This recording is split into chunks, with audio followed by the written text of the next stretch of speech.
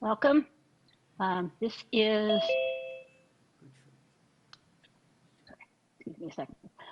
The Eastham Conservation Commission will hold a remote public meeting on Tuesday, April 9th, 2024 at 6 p.m. pursuant to Massachusetts General Law, MGL Chapter 30A, Sections 18 to 25, Open Meeting Law, MGL Chapter 131, Section 40, Wetlands Protection Act, and Chapter 155 of the Code of the Town of Eastham, Eastham Wetlands Protection Bylaw.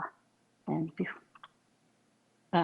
so this will be broadcast on Public Access Channel 8 and available for review on the Eastham website at eastham-ma.gov. Please mute unless it is your turn to speak, and please let the chair know if you will be recording the meeting. Before we start, I'll just take attendance. Janet Benjamin. Here. Joanne Cossett. Here. Mike Harnett. Here. Greg Douglas. Here.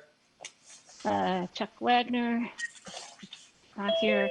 And Karen Strauss. I am here. First up is a request for determination of applicant. Oh, so I'm going to take the regulatory determinations a little bit out of order if nobody objects, and open the first and third one together. Request for determination of applicability filed by Steve Sheptick. Applicant proposes water service installation at property located at 100 McGrady Road, map 07, parcel 440. And request for determination of applicability filed by BHE Holdings LLC. Applicant proposes water service installation at property located at 400 Governor Prince Road, map 18, parcel 32B.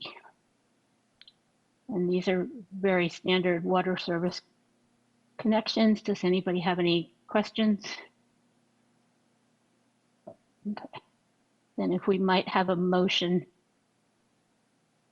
for a positive 2B, a negative 3, and special conditions for water line connections.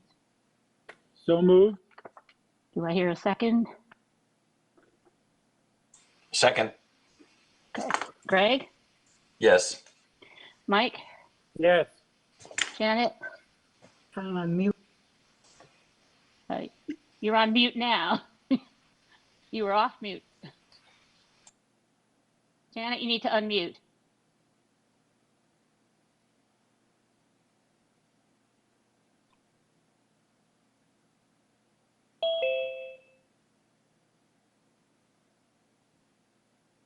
Yes. Okay. I couldn't unmute. Yeah, computers like to mess with us. Joanne? Yes. And I'm a yes, so those are approved. Next up is the water service connection request for determination of applicability filed by Lynn Bassett Perry. Applicant proposes water service installation at property located at 40 Bay Shore Lane and 15 Sunset Lane, map 13, parcel 136F and 138. And this water service connection is out of our jurisdiction area. Before I ask for a motion, does anybody have any questions?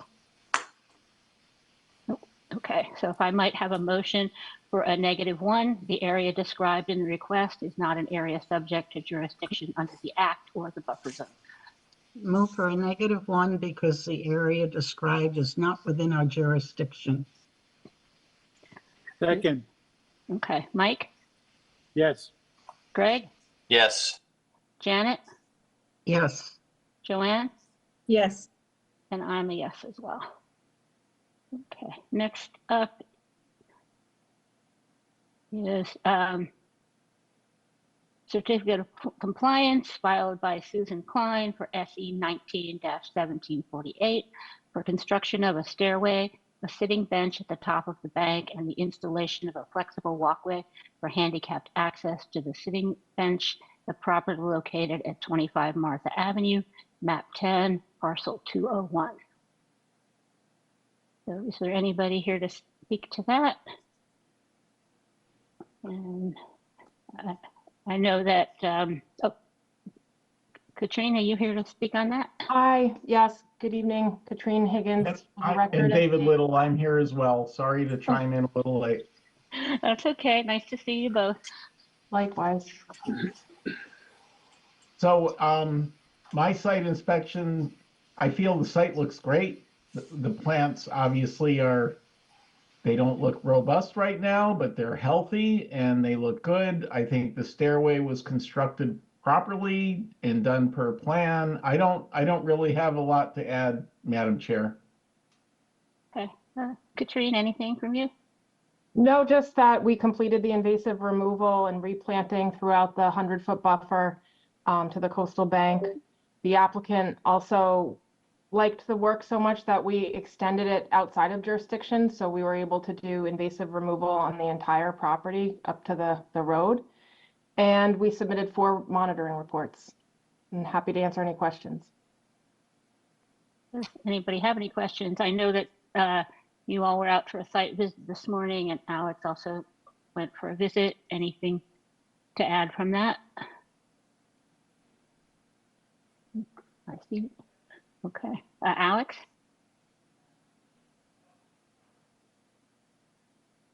I believe the property owner wanted to condition ongoing maintenance of the vegetation on the property.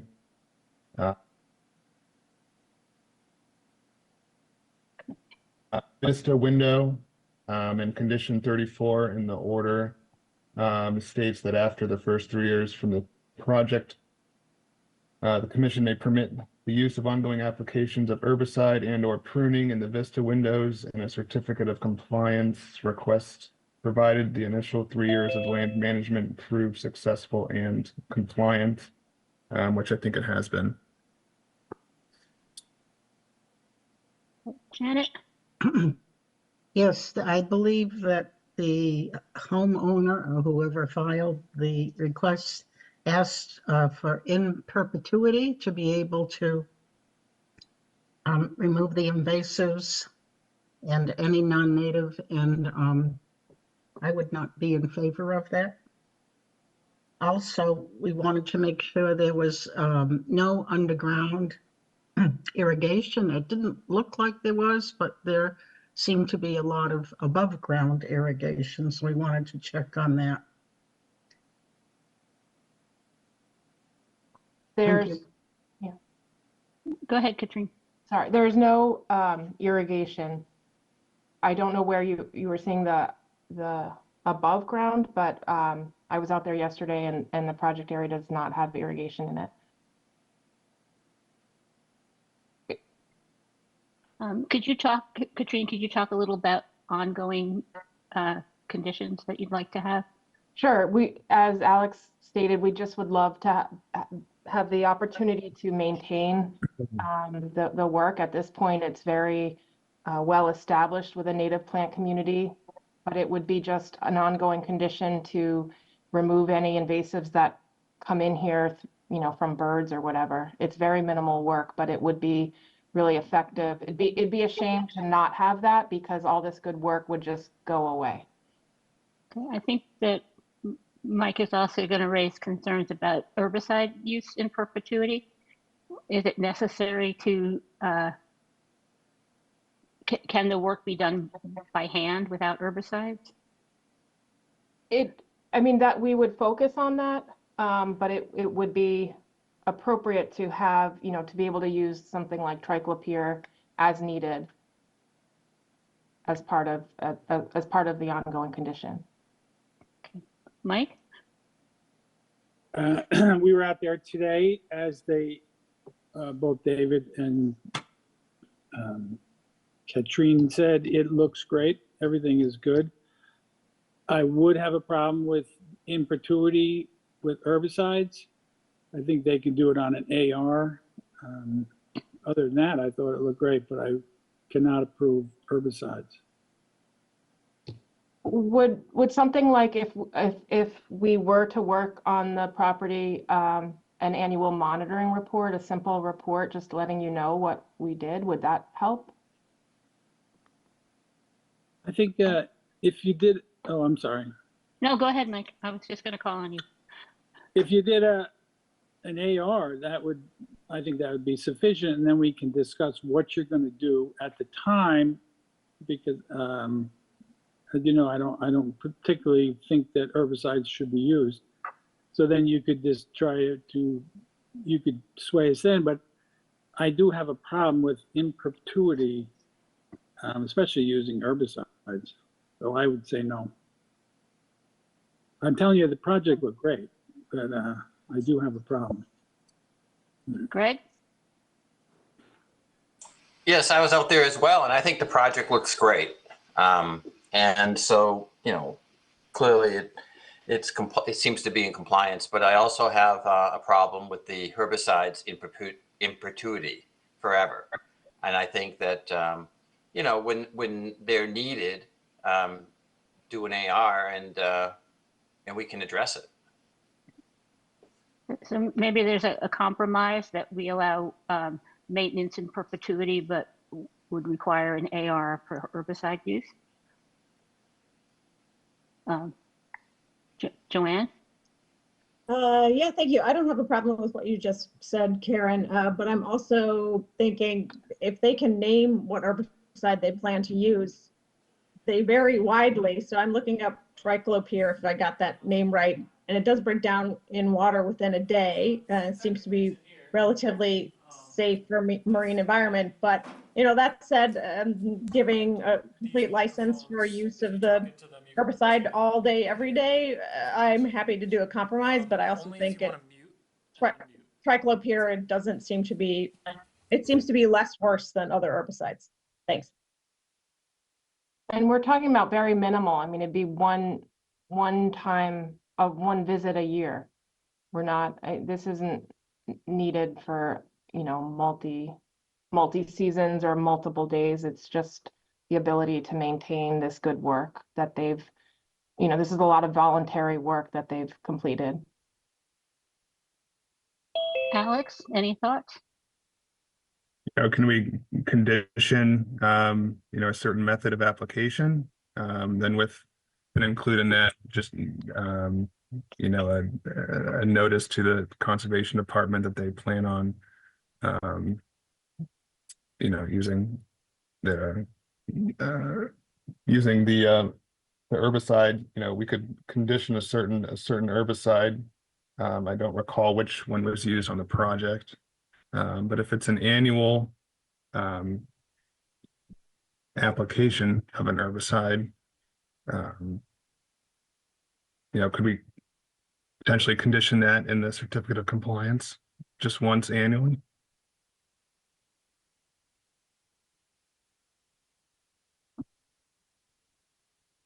I think that's one of the reasons the project looks so good, because WED went through the process of using the cut and weight application of the herbicide to get it to where it is today. And had they not used that, it probably wouldn't have looked as good when you were all out there. But I think the bottom line, we would like to move forward with a certificate of compliance, and however you condition it, we will respect that. But a one-year application of the triclopyr would be appreciated. Janet? Yeah, I'm not in favor of the herbicide either. I'm not in favor of in perpetuity. I would be okay with maybe 2 or 3 years and then reapply, but not in perpetuity. So it sounds like what I've heard is at least 3 commissioners are opposed to in perpetuity on the herbicide. So Well, could we have a condition that it could be, we could do an AR? well, yeah, but that you wouldn't need a condition for that. You could just come and ask for one. No, but I think Oh. if it's in the COC, and you've acknowledged that the work that's been done is good, and you're kind of giving an indication that the AR would be an appropriate way to apply it again. That's what I'm thinking would be helpful for further commissioners down the line when you retire. I'm never retiring, but, yeah, yeah, are we allowed to include an AR in, order of, And then when you ongoing get that, conditions? Hillary, do you know?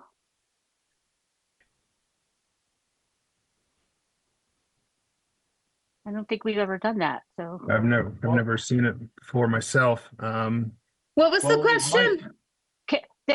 The applicants would like us to include in the continuing conditions that they could apply for a AR in order to do further herbicide application. So an administrative review for herbicide application. Yeah, they in the ongoing conditions, but we don't usually do that because anybody can So just come I in and think- ask for an AR. Yeah, that's what I was gonna say. They always have the right and the opportunity to apply for a new administrative review of that. So I don't know that it would need to be included in the conditions because that's their right as an applicant at any time.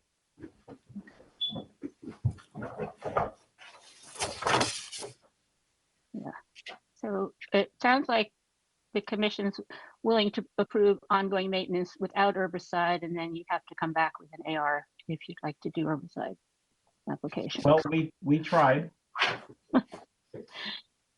Okay, so barring any more questions or comments, if we could have a motion for a certificate of compliance with ongoing maintenance with no herbicide use.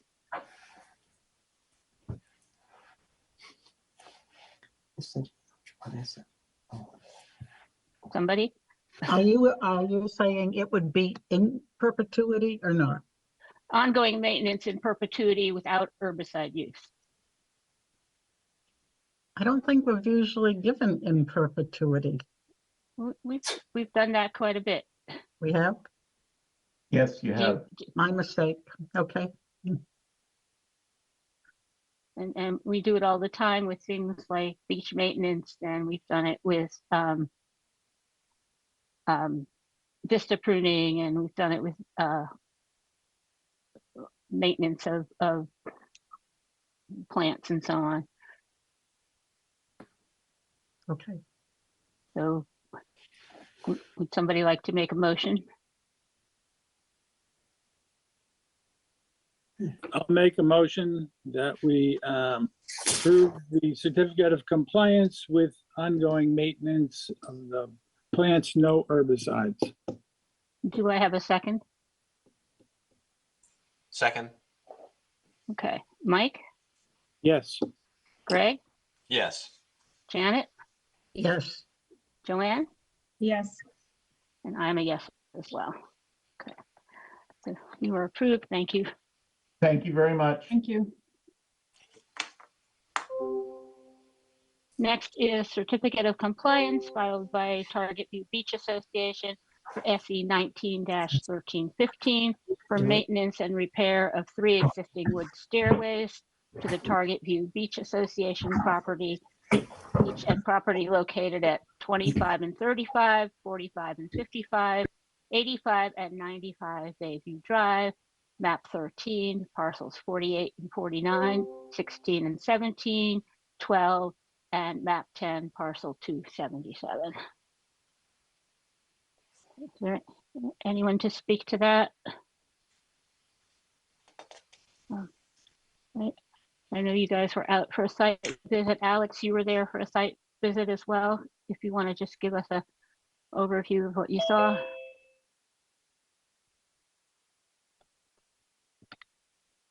I found the project to be compliant. The stairs looked good. I know the Target View Beach Association is interested in conditioning ongoing nourishment of these beach stairs, and I believe it's with 52 cubic yards of sand. Was that in the original filing? Yeah, let's see. I don't think so. I don't think it was. The filing goes back to 1996. And I didn't find nourishment in there. I found maintenance of native plantings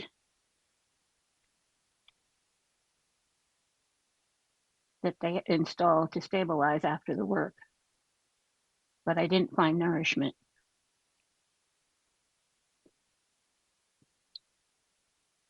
So how were the plantings?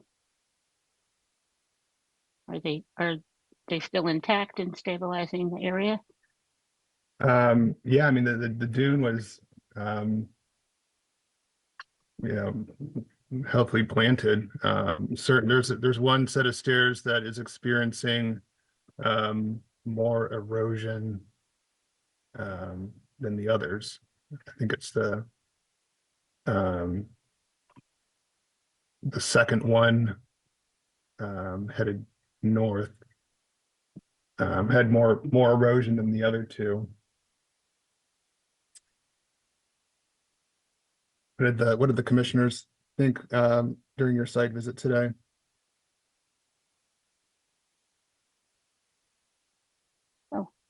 I'm going to call on Amy first. Yeah, I just wanted to let you know that Marcy Erickson is in the meeting and her husband Carl is the one that filed for these. Okay. Good. So if Marcy would like to speak with us on this, Marcy, you're more than welcome to unmute. That's right. There you go.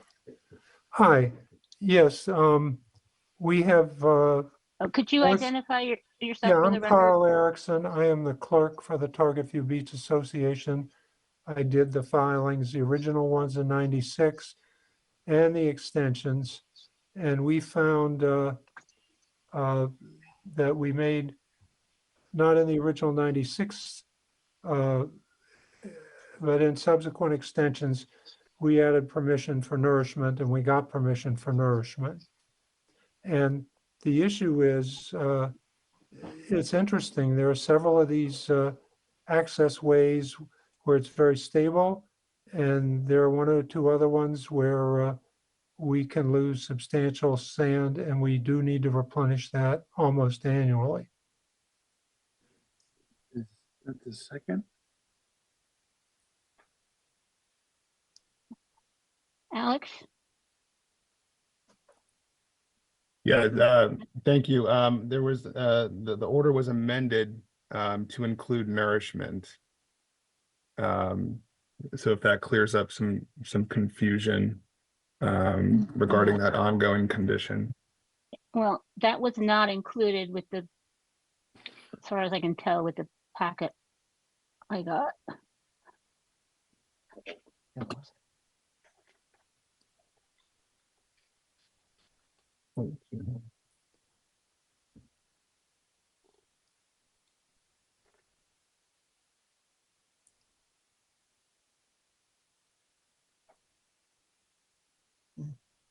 So what do we do?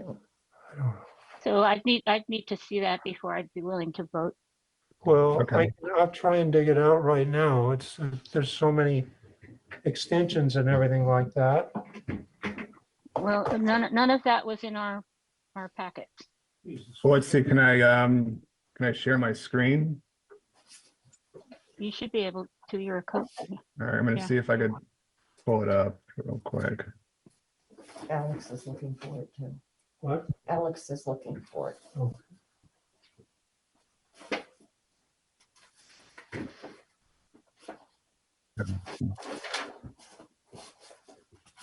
Bear with me here. So the extensions weren't included in the COC filing then? Or Say that were- again? The extensions were not included with the COC filing from the applicant. We're not included in, Were not included with the official COC filing from the applicants, or we would have gotten it as part of our packet, I see. right? So.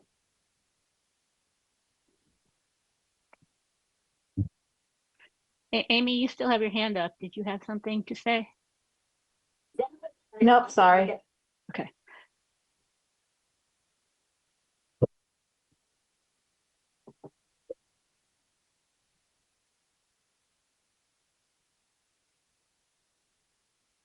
Can we come back to this one? I'm gonna continue to look for this, and then could we come back to it after I find it? Because we Okay, have it, I just need to dig it up. I think that's okay with everybody. Okay, I don't want to hold up the meeting here. Well, the next one is also Target Yeah, I'll be Beach able to find, Association, and it also did not have, it only had the original. okay, So, yeah, we have both of them here at the office. I just have to find them.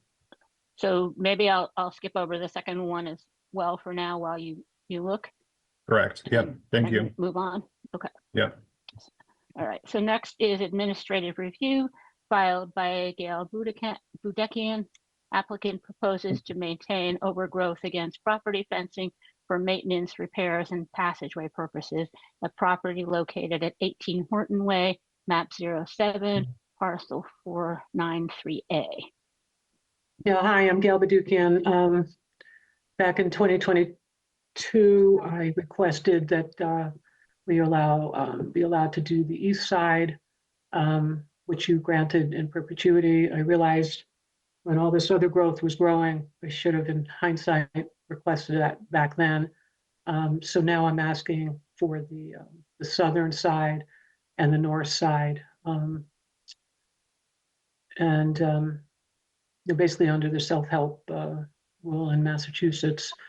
The vegetation is coming onto the property from other properties. And what is the self-help rule? It's not something we usually run across at Conservation Commission. Back in 2022, I cited some cases where a homeowner can, prune planting materials that's coming over from the neighbor's side. It really doesn't need conservation permission, but because the house is within the 50 and the 100-foot buffer. It does. Yeah. So that's why, yeah, I did, but I think it's as a right normally. Well, I don't think, I know it is, but so anyway, I'm just asking for the other, because I have fencing on both sides, well, three sides, and then the bay. I had spoken to Alex about this last late fall, and he thought that I file an administrative request. Okay, I don't think that self-help applies within the wetland resource areas. The Wetlands Protection Act and the bylaw are in play here, I believe. I do have a question though. On the south side, the area you want to clear is outside of your property line. Is that, do you own access? Is that a right of way that you own? Well, it's a right of way with the easement back, I don't know what year, back when we had our notice of intent, when we first bought the property, I had asked permission to keep that pruned, and I got permission for the 3 years. What's happening now is individuals unknown are pruning, and what I don't want to happen, because this is a neighborhood that has come to these meetings. I don't want them to say that I did it. I want to have permission from the commission again to do it, because I don't really want that kind of problem. So as I said, last fall, I noticed, it had been pruned back to the fence line. That fence is ours. You gave us permission to put that fence in there, the split rail. So that's why I'm asking for that as well, just to have some control over it, and not be, not think that I did not have permission, or I did it, which I didn't. Okay, so that original order of conditions, that's been closed out with a certificate of compliance? Yes. Or is that, okay. No, it has been. Okay, No. I was just wondering why ongoing conditions you didn't ask for ongoing conditions at the time? I don't think I knew that you could. I heard today that it sounds like that is a possibility. And actually, I did do an AR a couple years ago. I think it's up next year. I wish I had known that, because coming before the board, to basically, do what everyone, you're allowing people to do. I mean, I feel we're stewards of this property, and I've asked to replant things that may not have survived even after the 3 to 5 years. The beach grass, the plants at the top of the bank. You've given me permission to do that, so I guess I would, I'd like to, have ongoing conditions for everything. It's just nice to be able to, when it comes to the property, I can do these things. So that's why I'm here, at least for the, fencing now. I have some control over that. We don't typically do ongoing conditions for an administrative review, so. Well, you did last time in 2022 for the east side in perpetuity, and actually the self-help rule was agreed upon then. Actually, one of the commissioners agreed. I don't think they're there today, but. Well, I was on the commission in 2022, and I don't remember the self-help issue coming up or perpetuity. Did you get a chance to look at the previous permit, Alex? I have not looked at the previous permit. Let's see. Yeah, I have it here. It's from Charles Kasuka. And he did, let's see if I can find it.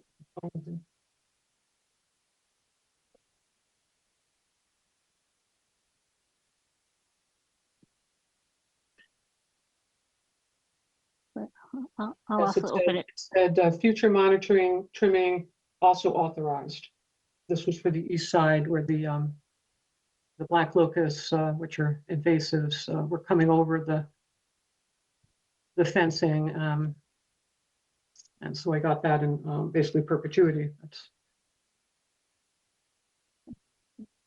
I'm going to open it up to the other commissioners for any questions. Anybody? And any thoughts on in perpetuity? I have a problem with it.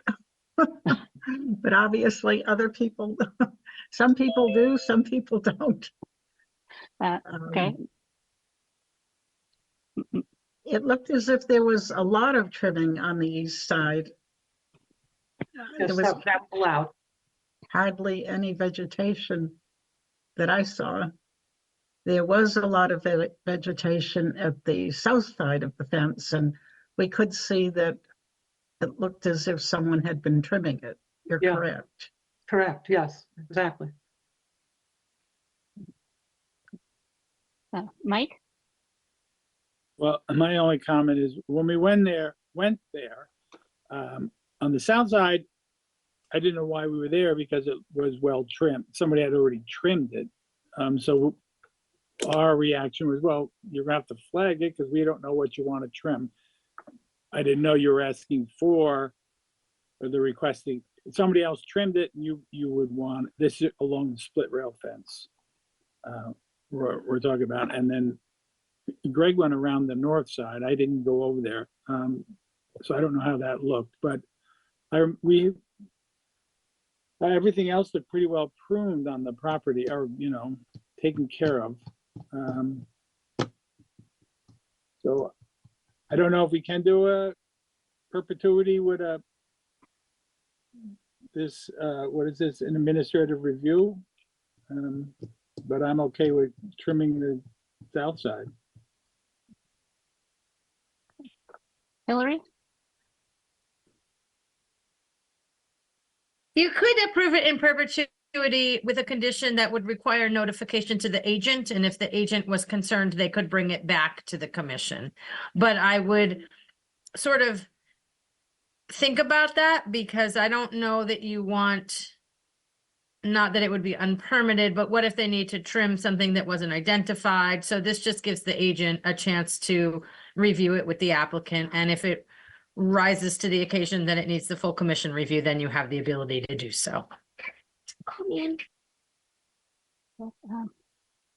Joanne? Oh, I want to say that Hillary's proposal is perfect for what I was worried about, which is I note that most of these are invasives, you noted in your letter, but I don't know that we can all be perfect plant identification experts. So to have the agent involved in that process would make me feel a lot better. And I feel like I could approve the in perpetuity in that case. Mike?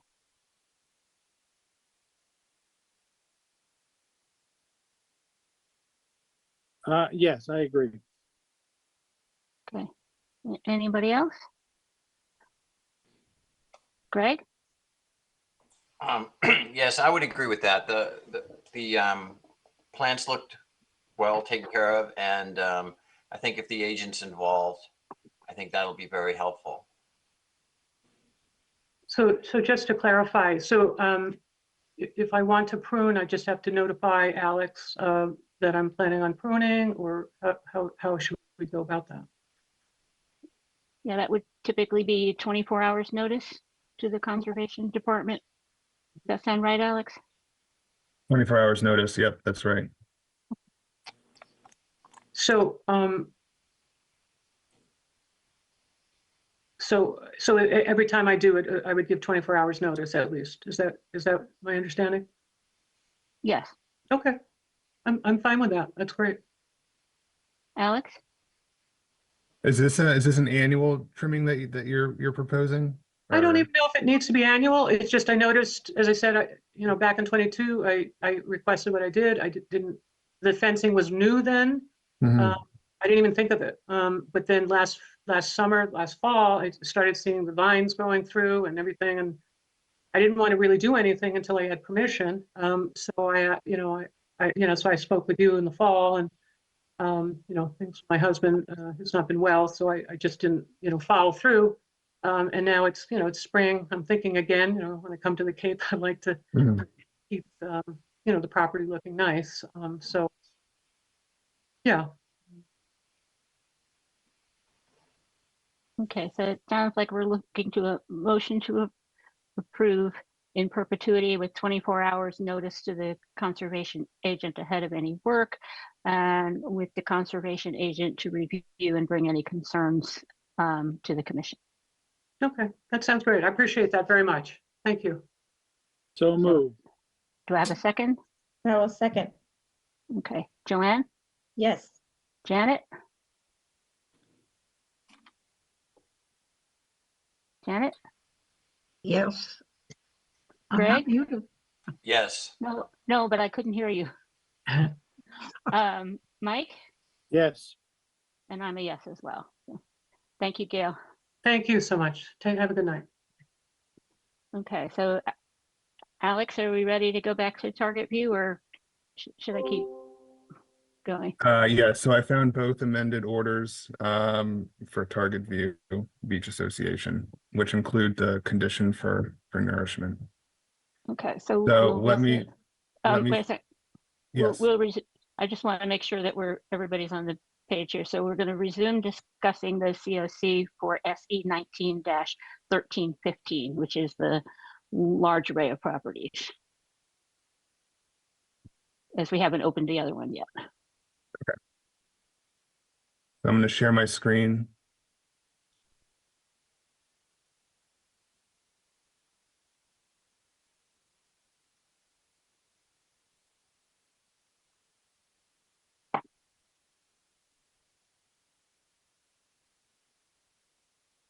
Okay, so I'm going to zoom in on this a little bit.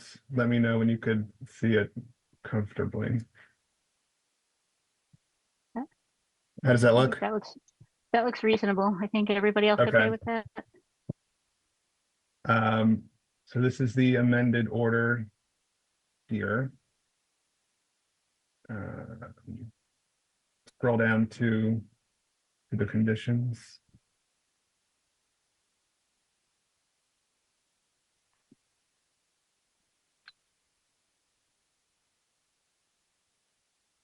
Says as newly included with this amended order of conditions, that includes 31 to 35,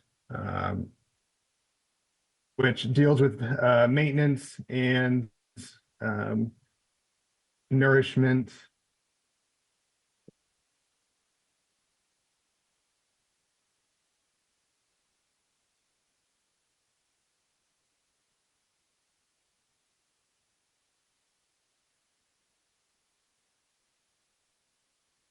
minimum of 50 cubic yards.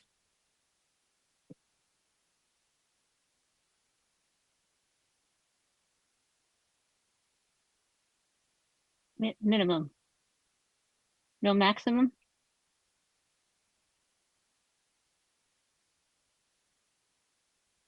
As written, I don't see a maximum.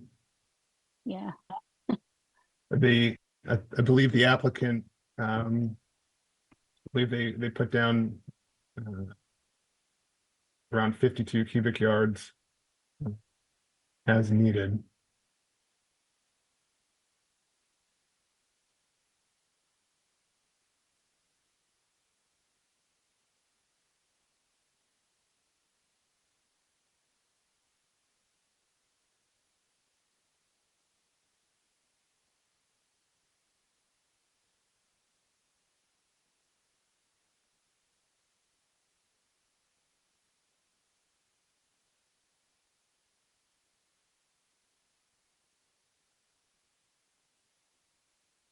Everybody still reading?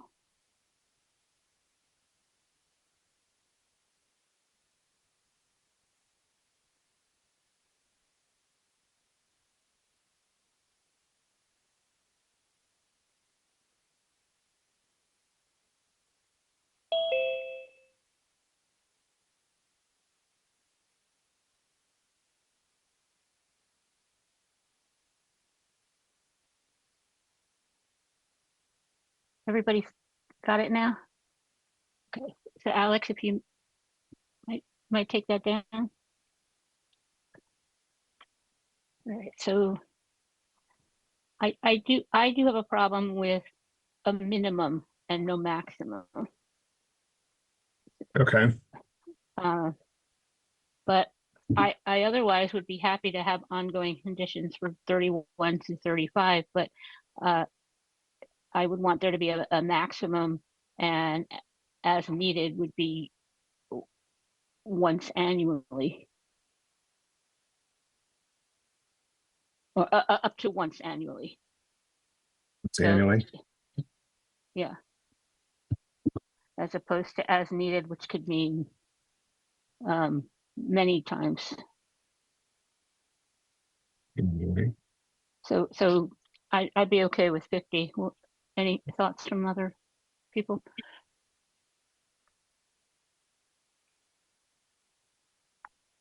Yeah, but is the or where is And Alex?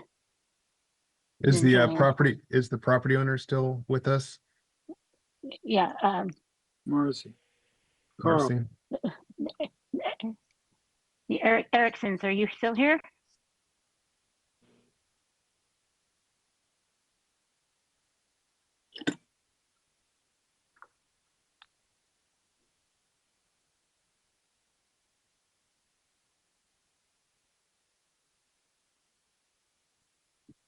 You don't seem to be. Oh, there you are. Are you there, the Ericksons?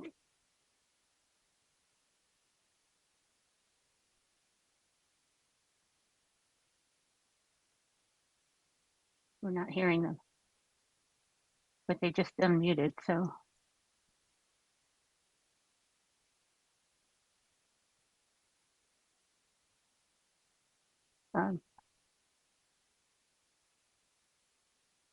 Should we wait a minute and see if they can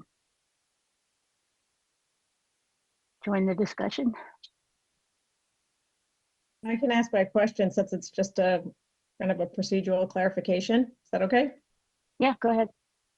So just to clarify, the matter before us is the stairs. I know the sand is being discussed right now, but if that's already been approved in the previous edition, are we able to discuss the sand right now because it's part of the whole project or not? Just wanted to make sure we weren't running afoul of anything. Well, they are asking for ongoing conditions, so it leaves us to discuss that. Yeah, except that, I mean, in the past, it's already approved in perpetuity, It is not approved in perpetuity. wasn't it? It was approved for the life of the permit and the Is extension. that correct? Maybe I just misunderstood. That it's only, oh, so it's only for the life of the So permit. there's no in perpetuity until we issue a certificate of compliance and determine whether we're going to allow that. Okay, but the certificate of compliance is for the repair of the stairs. But also included in the. So it includes in the whole, so that's like a whole project scope then, is what you mean? Right, so we're approving the certificate of compliance for the stairs. The extension permits also added a change of conditions to allow some nourishment of a minimum of 50 cubic. I see, okay, okay. Thank you for that clarification. I just wanted to make sure I understood what we were doing. But we're not hearing the Trying to stall for time. Shall we put this aside again and come back when they can join Maybe us? they should try logging off and logging back in. So we can come back to them later. That's sometimes works. If they can hear me. Yeah. Yeah, we can come back, give them some time.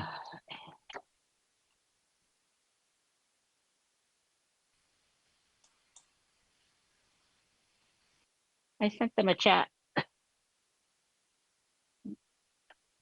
Maybe that will. Okay, they've unmuted, but it's not working. Right. So they can talk through me, if that's okay. They can hear us. Uh-huh. They just Oh. can't communicate. I called them. Oh, okay. So you say what you want. Carl will talk to me and I'll repeat it. Or you could put them on speakerphone. Oh, I could do that. Two people with advanced. Okay, it's on. You're on speaker. Okay. Can you hear him? So have you heard our discussion so far? Oh yeah, we've been following along, and we have found the same stuff from 2020 that Greg has when I applied for, and it was not nearly as lengthy as what we actually got. So what you have put up is what we've been complying with.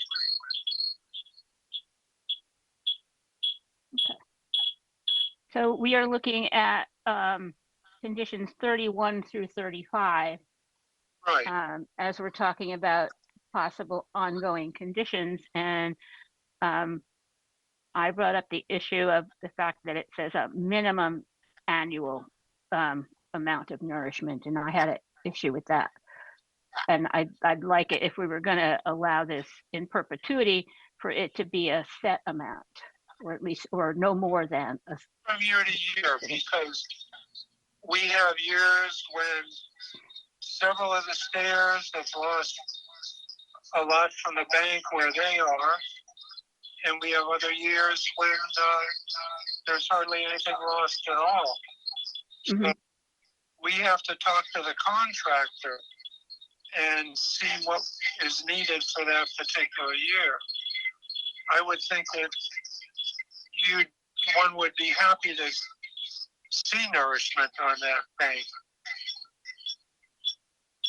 Right, but usually it's nourishment to a specific amount, and then additional amounts would have to be discussed because they create additional circumstances. I'm going to call on Hillary, though, and then Alex. It is helpful when we have an exact amount and we understand a process by which the nourishment is going to be placed. So in some years, you may require more, some years you may require different equipment. And so we really would like to see some type of a work plan for the nourishment so that we understand the complexity of it. You mean each year? Yeah, like if there's a maximum amount and then you have a plan to go with your maximum amount and then you have a minimum amount, that plan may differ depending on what the maximum amount is. And I understand it hinges upon the erosion and where the stairs are sitting, right? Right.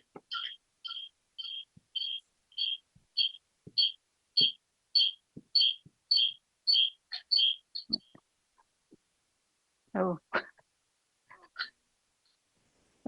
so we would need to have some more details here, I think. Joanne has a question. Well, we just have the fact that we don't know from year to year. So Okay. I don't understand what the further details would be beyond what you have now. Can I ask, is there, if we already have some historical data from how much has been replenished in the past so that we can establish a maximum? I mean, if this has been going on from the 90s, if the contractor knows or if the associations keep track of how much they've done, we could use that as a measure. I can talk to Tim Kling. He's done it most of the time. And there are a couple of guys that work with him on setting this up. I don't actually do this. But I can talk with them and get some numbers for you. Yeah, I think that we'd like to have something, because I could see us permitting a minimum and a maximum, and then if you needed more than that you'd have to come back and discuss it with. And that with the minimum and maximum, there would be some details about how that would be applied. I always said that the EPA would be happy to have people putting sand on the beach. Yes, but under controlled conditions that are that we can track. Okay, I don't understand why you would want to track them, but I can get them for you. Because there's a big difference between, let's say, 50 cubic yards of sand, and if you decided to put 300 cubic yards of sand. And with no maximum, that leaves you license to put whatever you want, and that has a different impact on the surrounding area. Well, basically, if we put an excessive amount on there, it will be washed away.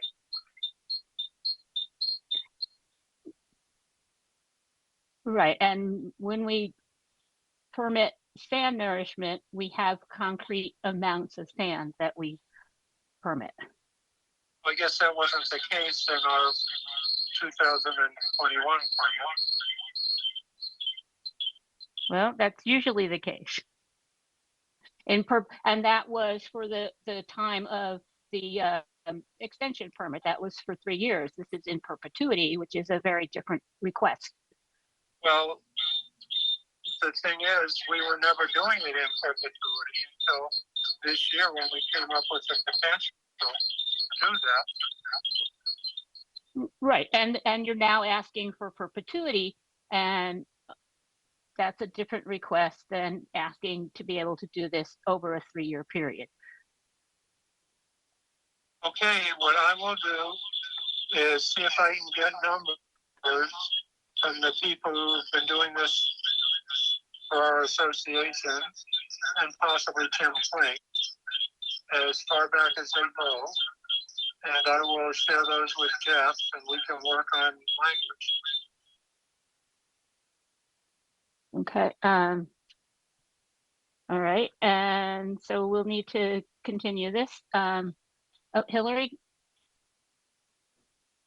Just thinking about this here, I'm just not familiar with the project enough to know these answers, but have you had to rebuild the bank in the past to situate the stairs, or do you move the stairs back to be in line with the bank? We moved the stairs to be in line with the bank. Okay, so you're not nourishing out further, you're just resetting the stairs. Yes, I guess that's the best way to put it. And then my next question would be, is it possible to go back through your contractor and see the amounts that they've applied each year that you've been doing this, because I think from that information, if you could provide that to the commission, we could establish a maximum that we're comfortable with based on what we've seen at that location. That's what we had asked for. Yeah. We may have some years, which we haven't had yet, where all four of the banks are ripped up at once. Usually the north side is bad and the south side isn't so bad, but we might exceed the maximum some year. But I think the place to start is to show you what we've done. Right, and I just want to follow up on Hillary's other question. When she asked if you're moving the stairs or resetting the stairs with the sand, you're not actually taking the stairs out and reinstalling them, you're putting nourishment behind? The times when we reinstall the stairs are when the waves have torn them away.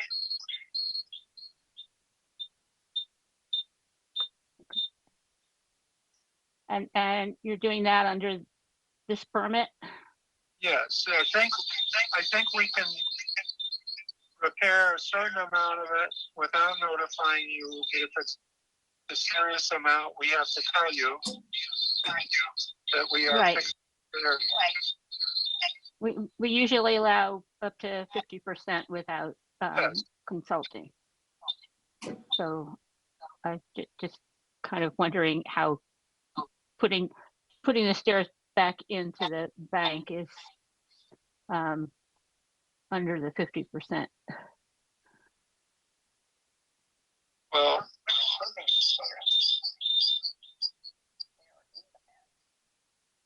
they haven't had a major recession that I can recall. It's usually replacing the lower half of it.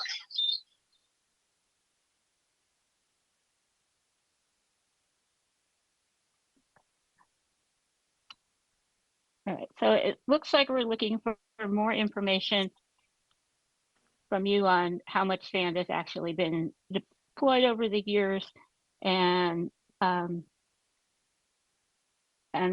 maybe a little more information on what that maintenance has been as well while you're looking through stuff.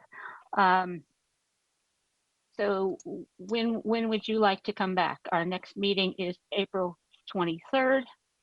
Would 2 weeks give you enough time? I don't know, because the people who do that are seasonal and they're away now, so I don't know if I could get all that. Okay, 'cause the next meeting after that would be May 14th. Okay, why don't we look at May 14th then? Okay, so if we could have a motion to continue to May 14th. So moved. Second, Okay, Joanne, Yes. Janet, yes. Greg, Yes. Mike, Yes. and I'm a yes. And we're now going to talk about your second COC. Let me open that up. Certificate of Compliance filed by Target View Beach Association for SE 19-754 for removal and replacement of the existing beach access walkway located at 75 Bayview Road, map 13, parcel 013. So I know, Alex, you were out there. If you just want to give us a quick overview. Yeah, so it's the same, more or less, order as we've just seen for a separate staircase. So the two orders cover 4 staircases. This staircase here is the 4th one. I could share my screen. The amended order of conditions is written the same way as the previous one. Let's see.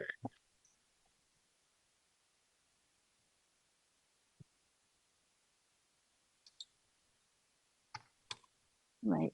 Where So- condition 39 to 43 speak to the nourishment conditions.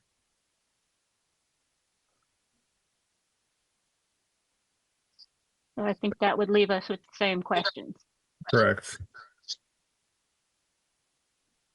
So I think we're going to ask if you can gather the information for this filing as well. Yes, it'd be the same. The amount of sand would be one treatment of sand at a time. It would cover all 4 stairs. So it would cover this order of conditions and the other one. Well, they're separate conditions, so they have separate certificate of compliances and separate ongoing conditions, even if the terms are Stairs by similar. 75-25 split if you want to do that. So I think what we would like, given the immediate prior conversation, is more information about what's been applied here as well. And with your permission, if we might also continue this to May 14th. Yes. Okay, so if I might have a motion. So moved. In a second. Joanne, Yes. Greg, Yes. Janet, Yes. Mike, Yes. and I'm a yes too. Thank you very much for joining us. We'll see you May 14th. Okay, May 14th it is. Thank you. Okay, see you guys. Okay. Next, let's see, administrative review. I'm going to filed by the Forest Advisory Committee. Applicant proposes to repair restoration planting area, fence at property located at 1400 Herringbrook Road, map 10, parcel 001. And Mike, I think, is going to recuse himself. I am. Okay. If you might just run through it for us real quickly. Okay, the first one is the pitch pine came down and broke an existing fenced-in area. We just want to replace that, the fence. We got the fence from National Resources. I think we have one broke with the old fence. I think we have unbroken support. We're still looking at it. The second one is we want to plant 10 high bush blueberries and 10 red maples on the pathway. I sent you guys photographs. I didn't open the second one yet. Okay, but they're, as you're approaching the dog beach, but they are near Bridge Pond. So it's So hold on 1 second. I'm going to read the agenda item for the other one, and then we can just talk about it. all right. So that we're doing this in a proper kind of order. Okay, so a administrative review filed by the Forest Advisory Committee. Applicant proposes to plant 10 red maple trees and 10 high bush blueberries at property located at 1400 Herringbrook Road, map 10, parcel 001. Okay, go ahead. Oh, okay. So we're gonna, we haven't laid out the exact placement of each one of the plants, but it's gonna be on the path, which is over 20 feet wide now, going down towards the dog beach on the path that goes from the Herring Run along Bridge Pond. That's where it's going to be, but it's from the first, it's a little bit down from the first intersection, but it's above the triangle. It's in that area. Okay. Thank you for filing the ARs, by the way. Any questions from the commission? No.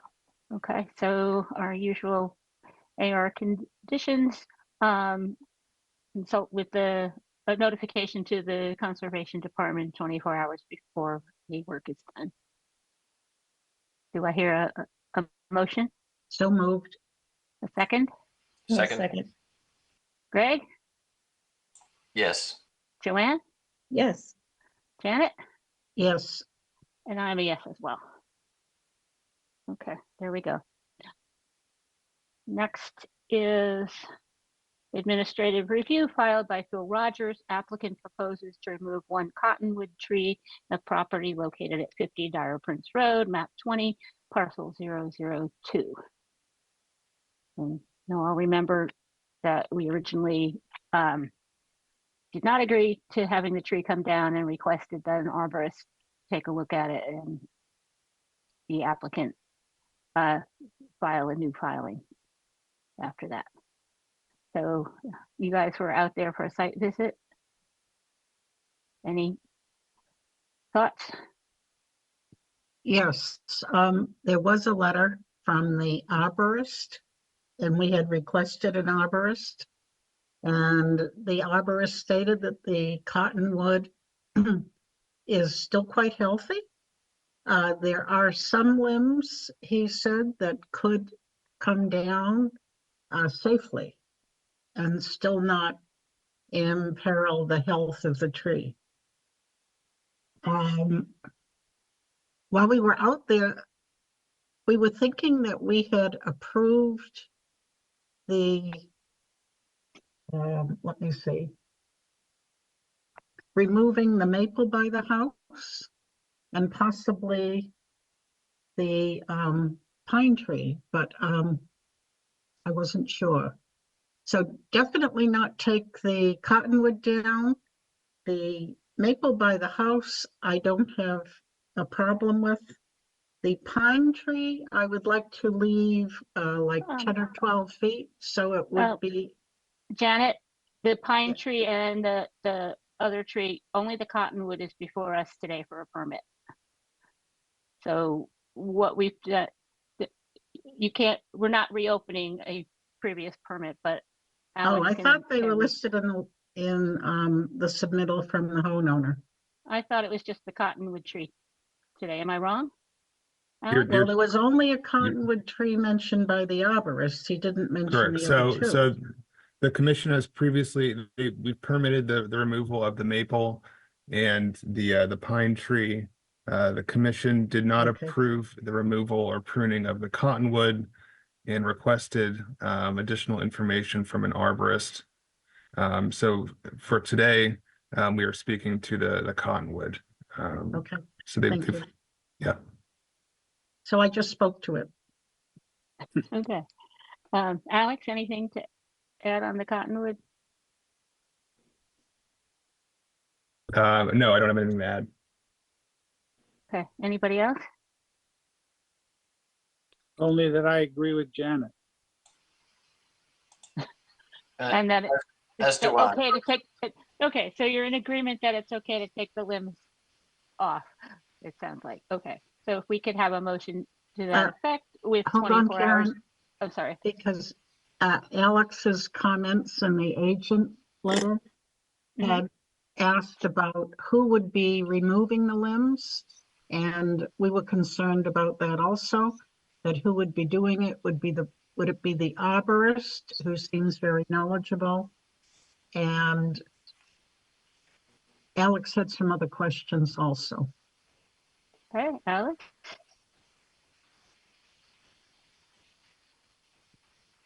Thank you, Janet. Yes, that was one of my questions in my staff report was who would be doing the work. We get certain condition that the tree work be completed by a qualified professional to do so. Would that be okay, Janet? Yes. Okay, so if we could have a motion to approve with the work being done by a qualified arborist and 24 hours notice to the Conservation Department. I would move that we would approve on the condition that the work be done by a qualified arborist, and the person who did the evaluation seems to be in that category, and 24 hours notice to the Conservation Department. Do I have a second? Second. Okay, Janet? Yes. Mike? Yes. Greg? Yes. Joanne? Yes. And I'm a yes as well. So that one's approved. Next up. All right, notice of intent filed by John Mason. Applicant proposes to reconstruct an existing pier, ramp, and float at property located at 20 Cedar Lane, map 21, parcel 059. Hello there. Can everybody hear me? Yes. Yes. Okay. My name is Mark Burgess with Shorefront Consulting, representing the applicant here, and I think John Mason's zoomed in somewhere, but I can't tell from here. So basically, this is simply a rebuild of an existing permitted and licensed pier. The pier that's out there matches the license and the permit plans exactly. And and we're not proposing any changes to the footprint of the dock, the size of the float, or anything like that. So all that remains the same. The only difference is a intuitive design, basically from the applicant who wanted to use prefabricated aluminum sections. These are 30-foot sections.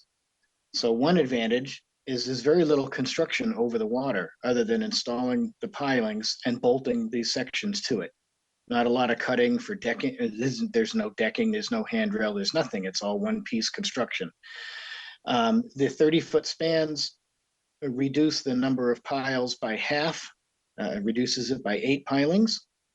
And then the only other change is we're extending the dock landward to meet the grade. Presently, there's a rickety set of stairs that you go down and through the marsh and then back up the hill again. So we're going to go over the marsh. We have 8 feet of clearance over the marsh on the outer edge and 6 feet of clearance over the marsh on the landward at mean high water. And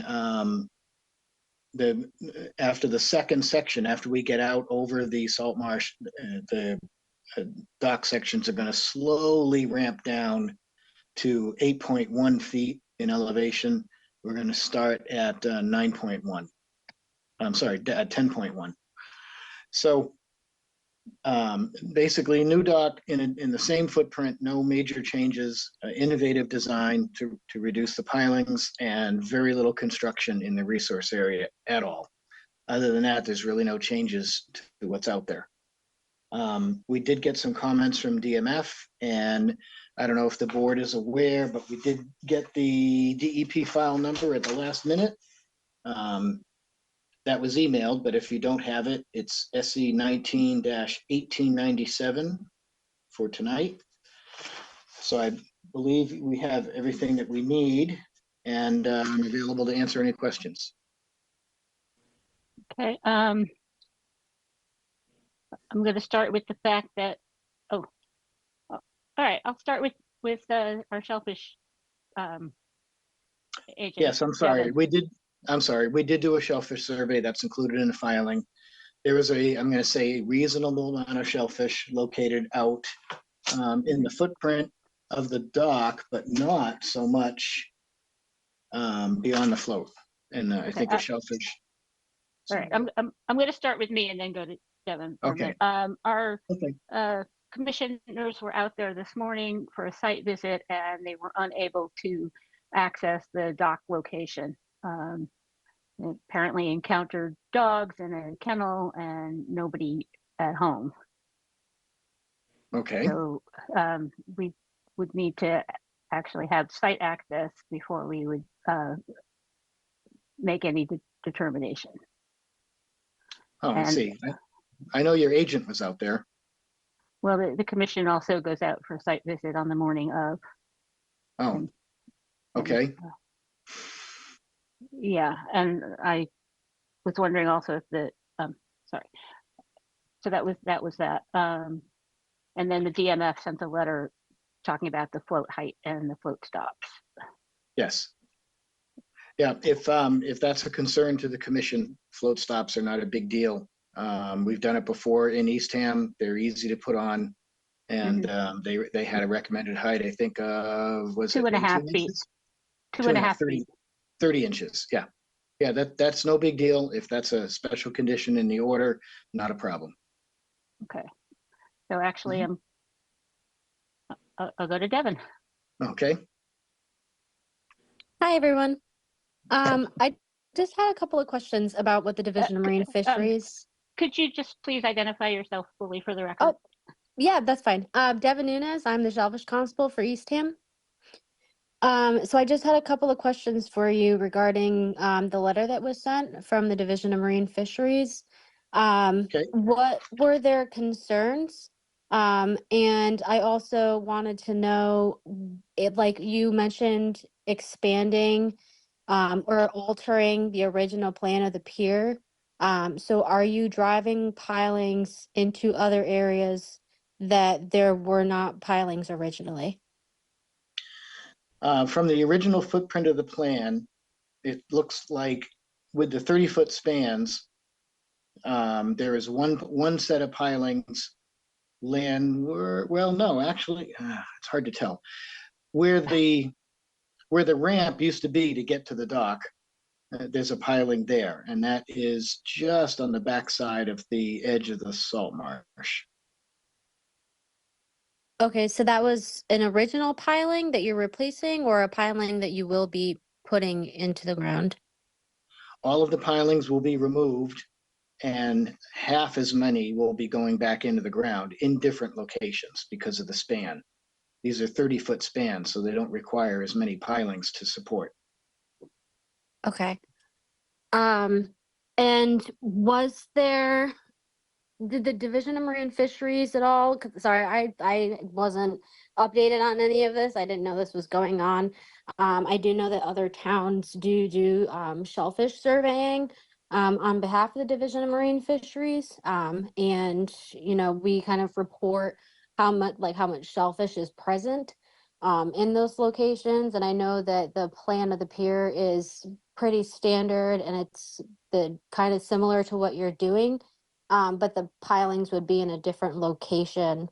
And I'm just not sure if the Division of Marine Fisheries gave you the okay, or if they wanted to do a survey because of where the pilings were going. I know that there's going to be less, and that's great. But just because it's in a different location. Okay, so there. I'm gonna jump, if you don't mind, I'm gonna jump in for one Sure second thing. here. And I am going a little out of order of my notes here. We were going to ask Devin, we were going to ask you to do a shellfish survey for the town, for us. Okay. Because we like to get a little independent confirmation. So yeah. Okay. And Mark, go ahead. I'm a little confused. We provided a shellfish survey from John Lowell. And every other dock we've also asked for a shellfish survey from the town. Oh, I didn't know that. Okay. Yeah, that also usually goes for all towns in general. The Shellfish Constable provides a survey. So you go out and you measure out and you measure how many animals per square foot. And so that's pretty standard across all towns. I'm going to disagree with you there. I work in most of the towns on the Cape, and the shellfish surveys, at least from Harwich, Yarmouth, Barnstable, etc. Barnstable does go out and sort of verify, but they don't do a formal survey. They rely on the same guy, John Lowell. I have projects in all of those towns, so there's no actual independent. If you want to go out and check it, I mean, no problem. John Lowell's a professional aquaculture person here in Dennis. The survey, if you haven't had a chance to look at it, it's in the filing, and there's a separate survey plan that shows where the shellfish were found, and there's a table, an Excel spreadsheet that shows you what was found in those areas. I hope that's helpful. Yeah, no, that's definitely helpful. I actually used to work for Barnstable Natural Resources, and I was actually one of the people who used to do the surveys for Barnstable. So I'm very aware of how the surveys work. And I know that Barnstable, used those surveys, it was something that was very well noted when it was submitted before any construction was done. But for as of Eastham, I'd be happy to do a survey for the pier. Okay, it's hard.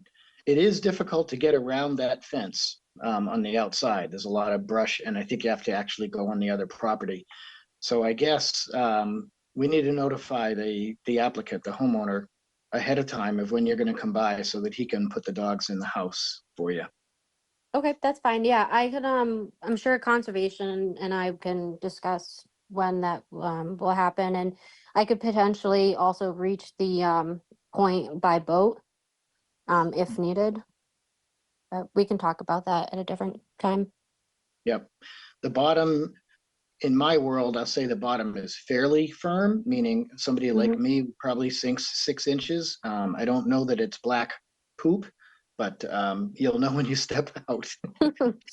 Yep. Or put a rake in there, you'll know. Do you have any other questions? No, that's all. Oh, we Okay. can make sure to get you a copy of the DMF letter. I have it. Perfect. I have No, it right here. For Devin. Oh, I'm sorry. Sure thing. Okay. Alex, you had some questions? I was just going to follow up, with the shellfish surveys. It's certainly a great, supplement to the application, but as it was mentioned before, the town of Eastham always tries to independently verify the surveys themselves. So as has been the case with other docks and piers that were permitted, we've always had the shellfish department go out and conduct a shellfish survey as well. Yep, no problem. Yep. Any questions from the commission? No, I do have a couple more. We usually require the float come out seasonally and that it be stored in the uplands. That's the way it's treated now, yes. Okay. We would need to see on the plans and also have a plan for how that would come out and how you would access the uplands for storage. We don't usually like to have it dragged over salt marsh and so on. Oh, you would never get that float up the hill. The Anchor Marine will probably come and get it, put it on a barge, unload it at the town ramp, and then you bring it up on the property and put it in the driveway. Okay, so we need to see that as a note in the plan. Okay. Janet? Yes, when we were there this morning, it might have been around 10:30 to 11. And it looked as if there were no vehicles that we saw. Mike did knock on the door a few times and the 2 dogs responded, but it might be nice if we could have a site visit that the commissioners could go to at some time. Thank you. Yep. Yeah, I think if we just a courtesy call to Mr. Mason, and he can put the dogs away for you. We generally schedule site visits the morning of the conservation meeting where the items on the agenda, just so you're aware. Okay, so I assume we're going to continue this. If you when we do with the date certain, then I'll make sure he has them out of the way for that morning. Okay, Mike, you had a question? No, I just wondered if we had his phone number, but if just the day is fine. And Devin, I was going to ask you, what's the good schedule for the shellfish survey? So it would have to be at low tide. I would probably want to go no later than an hour before low, because the tide's a little funky over there. But I would have to I'm check looking this. more like a date. So if we wanted to continue this maybe to May 14th, would that be sufficient amount of time? Yeah, that should be fine. I think you're allowed 21 days notice, but that should be perfectly fine. No, yeah, we're fine. If you continue to a date certain, then everybody has already been notified has the opportunity to figure that out. The 21 days doesn't happen until we close the hearing and approve and to issue the order. So you're good there. There's no problem. Let me check my phone, please. You're looking at May 15th? May, did I say 15th? Or 8th? It's May 14th is the second Tuesday. We're the second and fourth Tuesdays. Okay, May 14th. I'm available. That's no problem. When do you need a revised plan by? Alex? A week prior?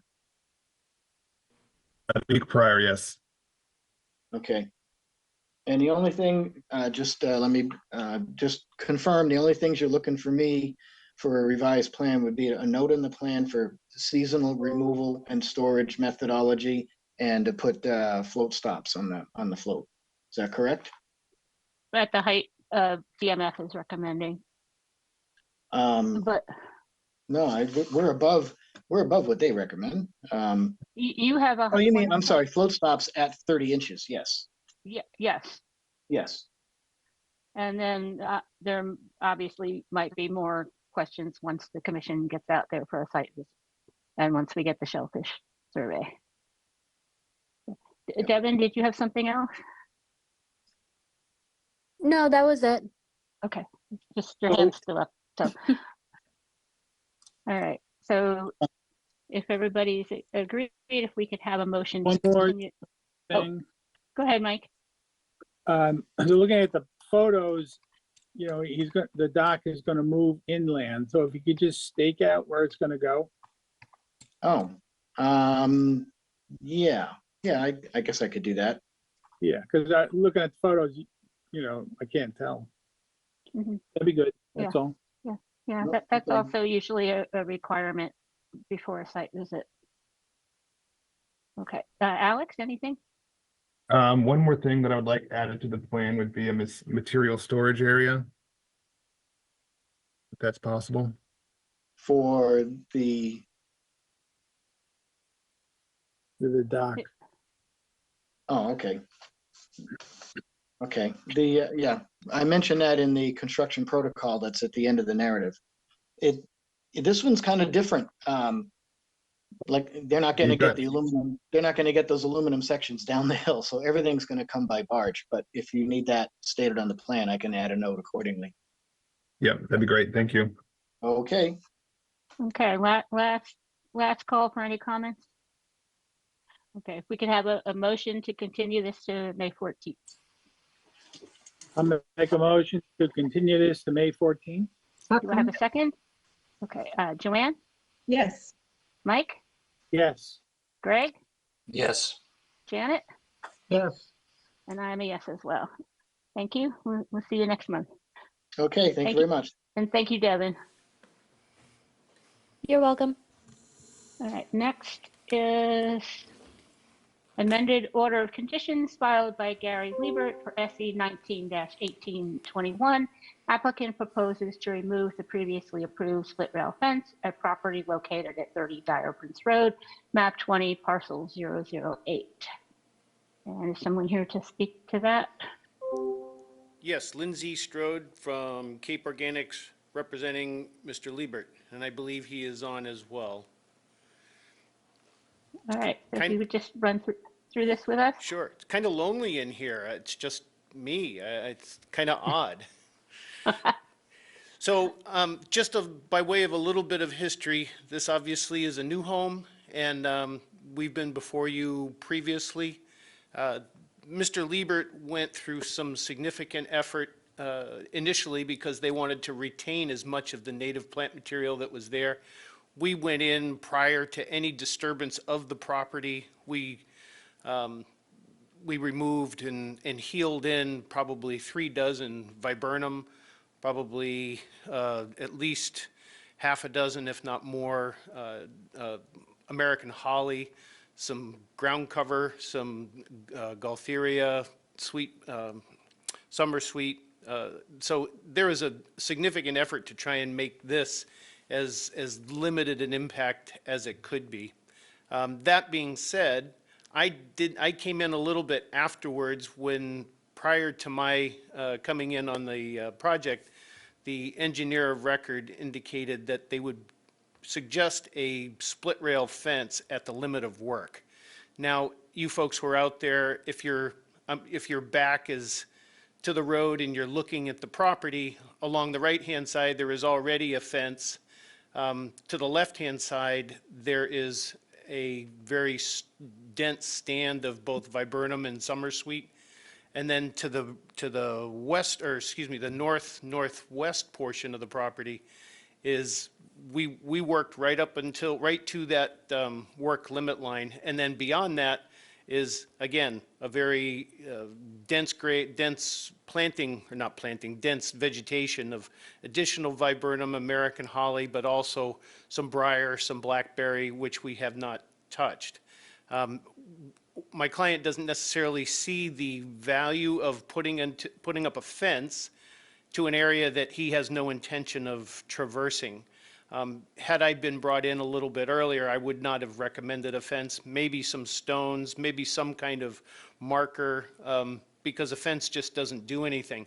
To come in there now, after we've done all of our mitigation vegetation planting, to put a fence in, we're going to have to go right up to that area, and some of that material is going to have to get relocated, which I think would be unfortunate. Obviously, there's an expense to having a fence, and Mr. Liebert would much rather put those resources into additional planting and continue with, a naturalized area, both in the front and along the sides. Everything that we transplanted, probably 98% of all of the viburnums that we pulled out and all of the hollies actually lived. And they were healed in, we watered them, we maintained them. There's been a significant effort already, and Mr. Liebert's very conscious of the nature of the property and is sensitive to that as well. So we are requesting that we do not put a fence in that was previously approved, even though again, had I been a little bit earlier on the project, I probably would have suggested something otherwise. Okay, so the purpose for the fence, and I don't think anybody here is necessarily wedded to the idea of it being a split rail fence, is that the area beyond the fence is a no disturb zone. Correct. And that typically when we have no disturb zones, we like to have some kind of marker that remind people that they are passing into that area. I understand that, and the briar and the blackberry will remind anybody that is a no disturb zone, because it's largely, again, there's nothing to go back there for. We could put some boulders to indicate, where that line is, if that would be acceptable to the commission. And again, it's a nice vista from the porch, and there's really no need to go back there. So we usually do like something, boulders or something. Anybody on the commission have any thoughts here?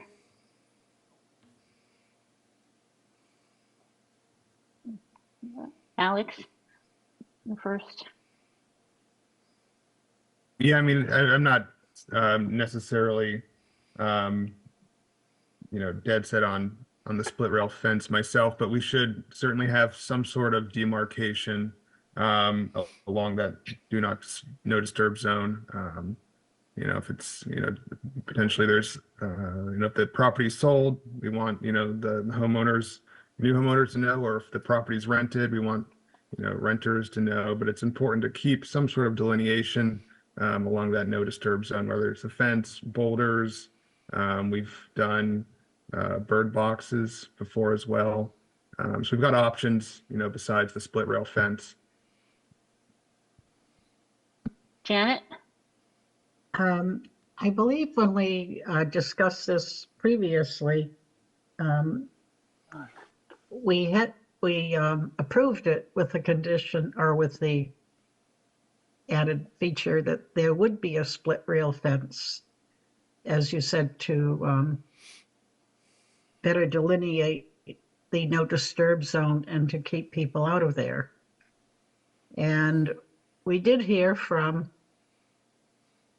some abutters in a letter, and we also heard from an abutter this morning when we were out there, that there are frequently several cars and visitors and or renters, plus animals. So I don't know that stones or a line of birdhouses would work, but I'm willing to hear other people's ideas. Thank you. Mike?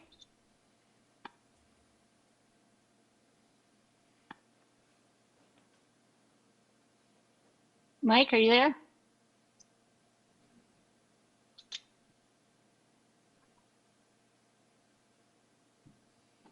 Not. Anybody else?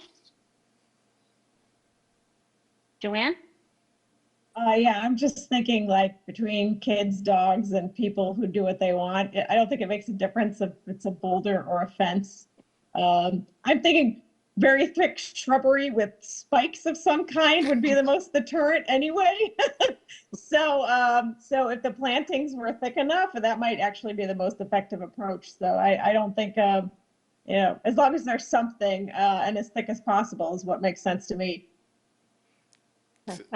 Through the chair, Yeah. we planted a lot of the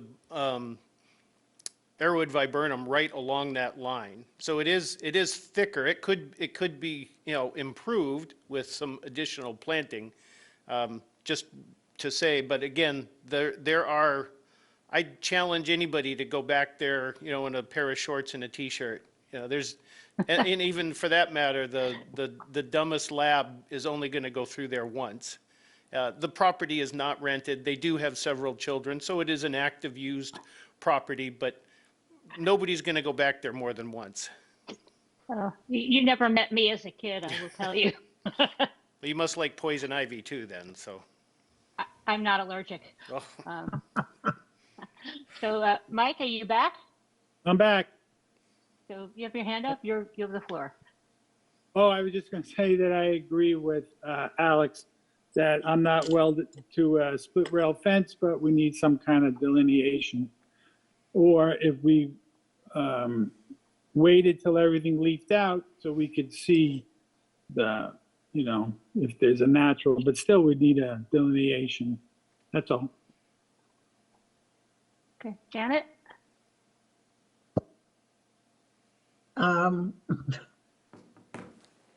I agree with Alex and Mike. Also, there is a lot of vegetation that's been planted. We could see that. It was quite attractive, but it's not very high yet. So it's not going to be that successful in keeping anyone out of that area yet. As it continues to grow, it could be more of a barrier, but right now it doesn't seem to be. Mike, you have anything else? Your hand's up still. Okay. Alex? Correct me if I'm wrong, but I think with the no disturb zone, are we more so concerned about mowing and management of the land more so than access to that area? 'Cause I think Yes. people can still access a no disturb zone. We just don't want them, removing trees or mowing, stuff like that. Mm-hmm. And I think that's why, some sort of visual demarcation is important. Yeah, it sounds like the commission is mostly agreed with that idea. Something, not the split rail fence per se, but something in addition to the planting. Again, through the chair, we're happy to place some strategically located, what I call planting some boulders. It'll do two things. It'll be a focal point, but it'll also certainly demarc that area. I wouldn't be averse to putting in a few more shrubs, purchase plant material in that area, or just beyond that so that we can, further kind of delineate that.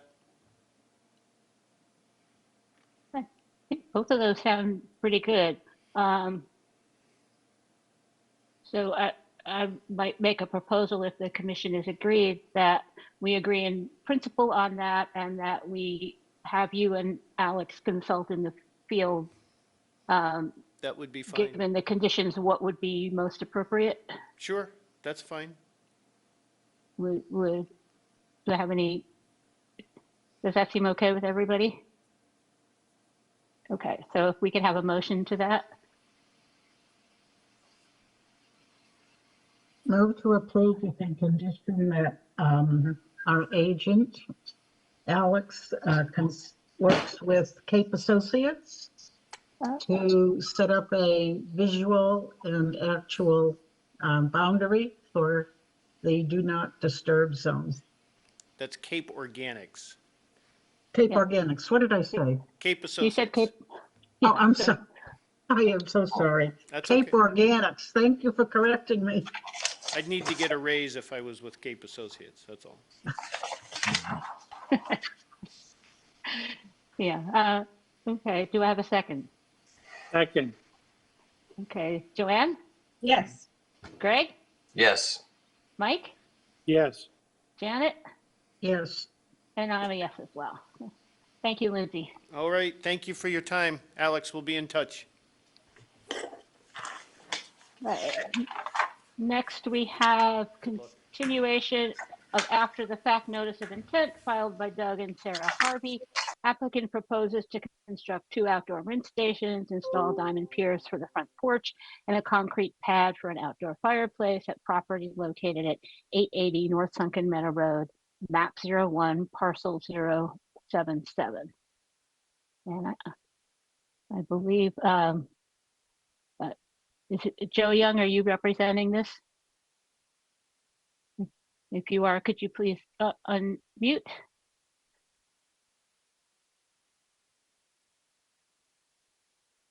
Alex, is that who is?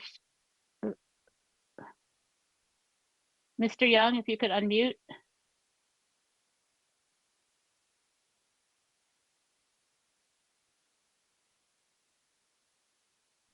Can you hear me now?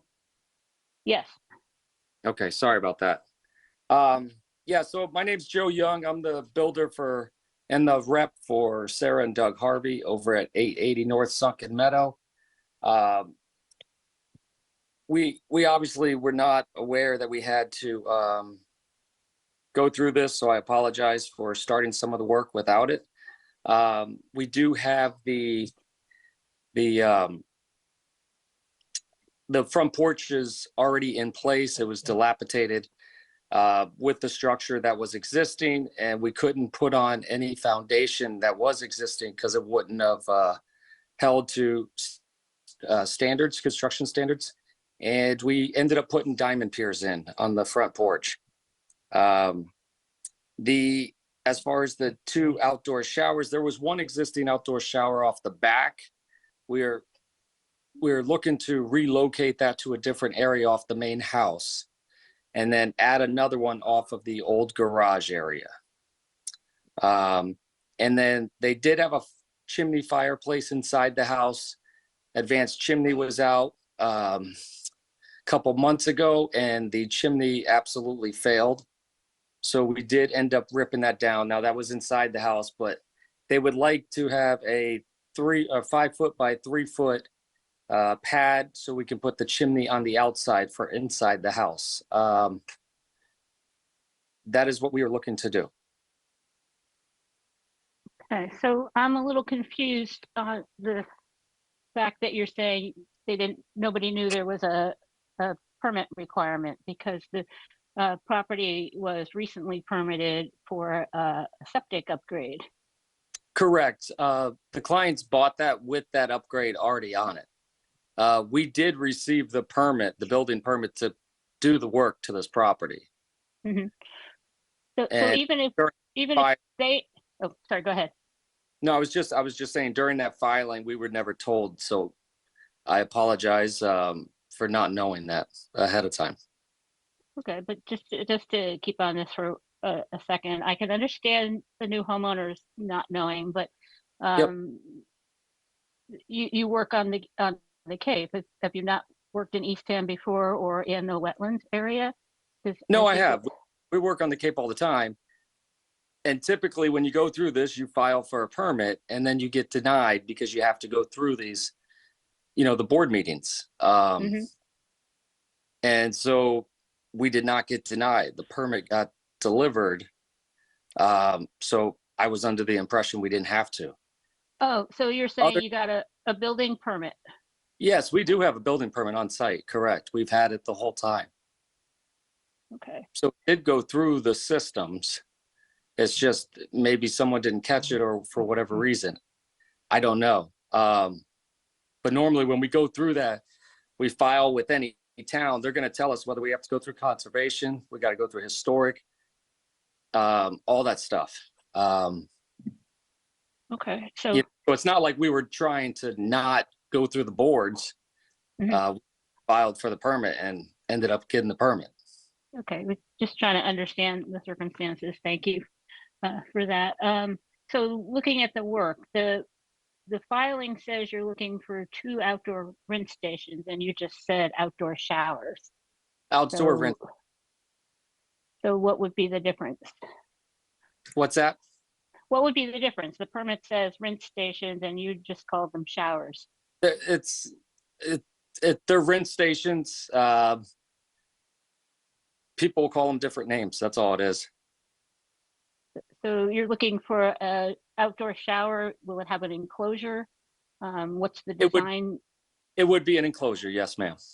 Okay, so I think we need to see something about that design as well, because when I hear rinse station, I think of maybe something you come back from the beach and rinse your feet off before you go in the house with all the sand.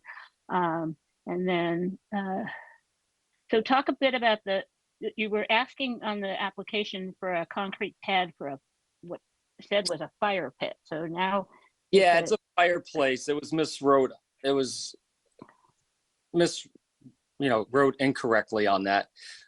So like I said, the house did have the fireplace was inside the house. The fireplace failed everything. So it ended up getting torn down, and they're looking to put a new one that's on the outside of the property. And the look of that is going to be like a stucco look. It's not going to be any kind of red brick or anything like that. It's going to be stucco, which is pretty common for that kind of area over there. And you're looking for, basically, it's going to be 5 feet wide by 3 feet deep. And then it'll go up into, your 2 foot by 2 foot, roughly at the very top.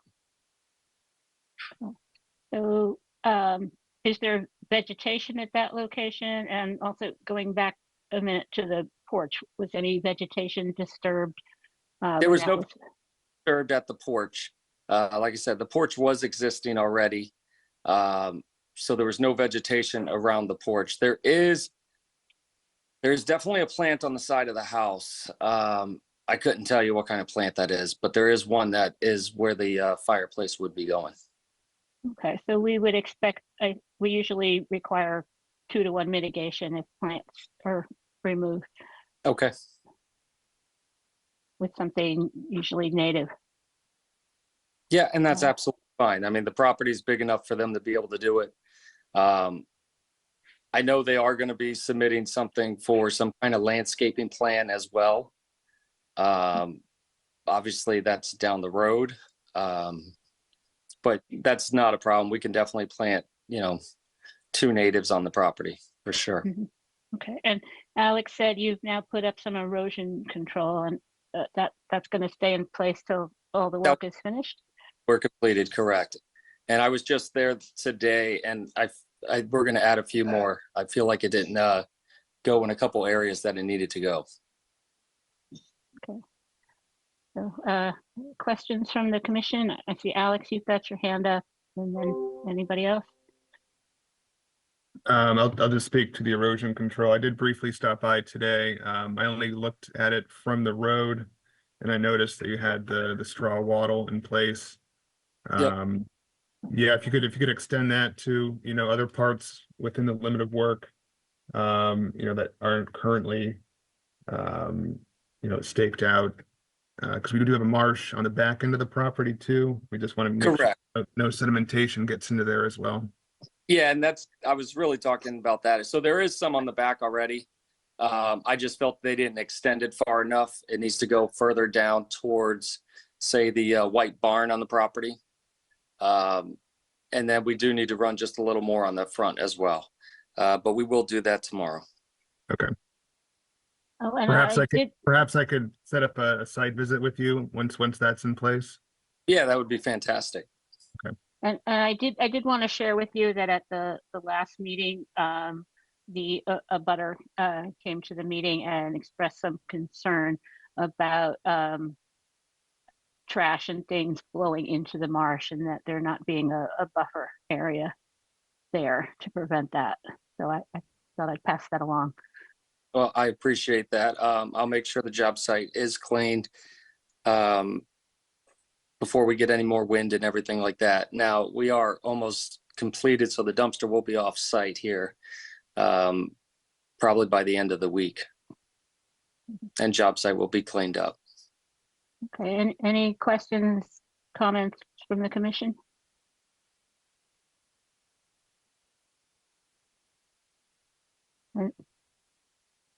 Janet?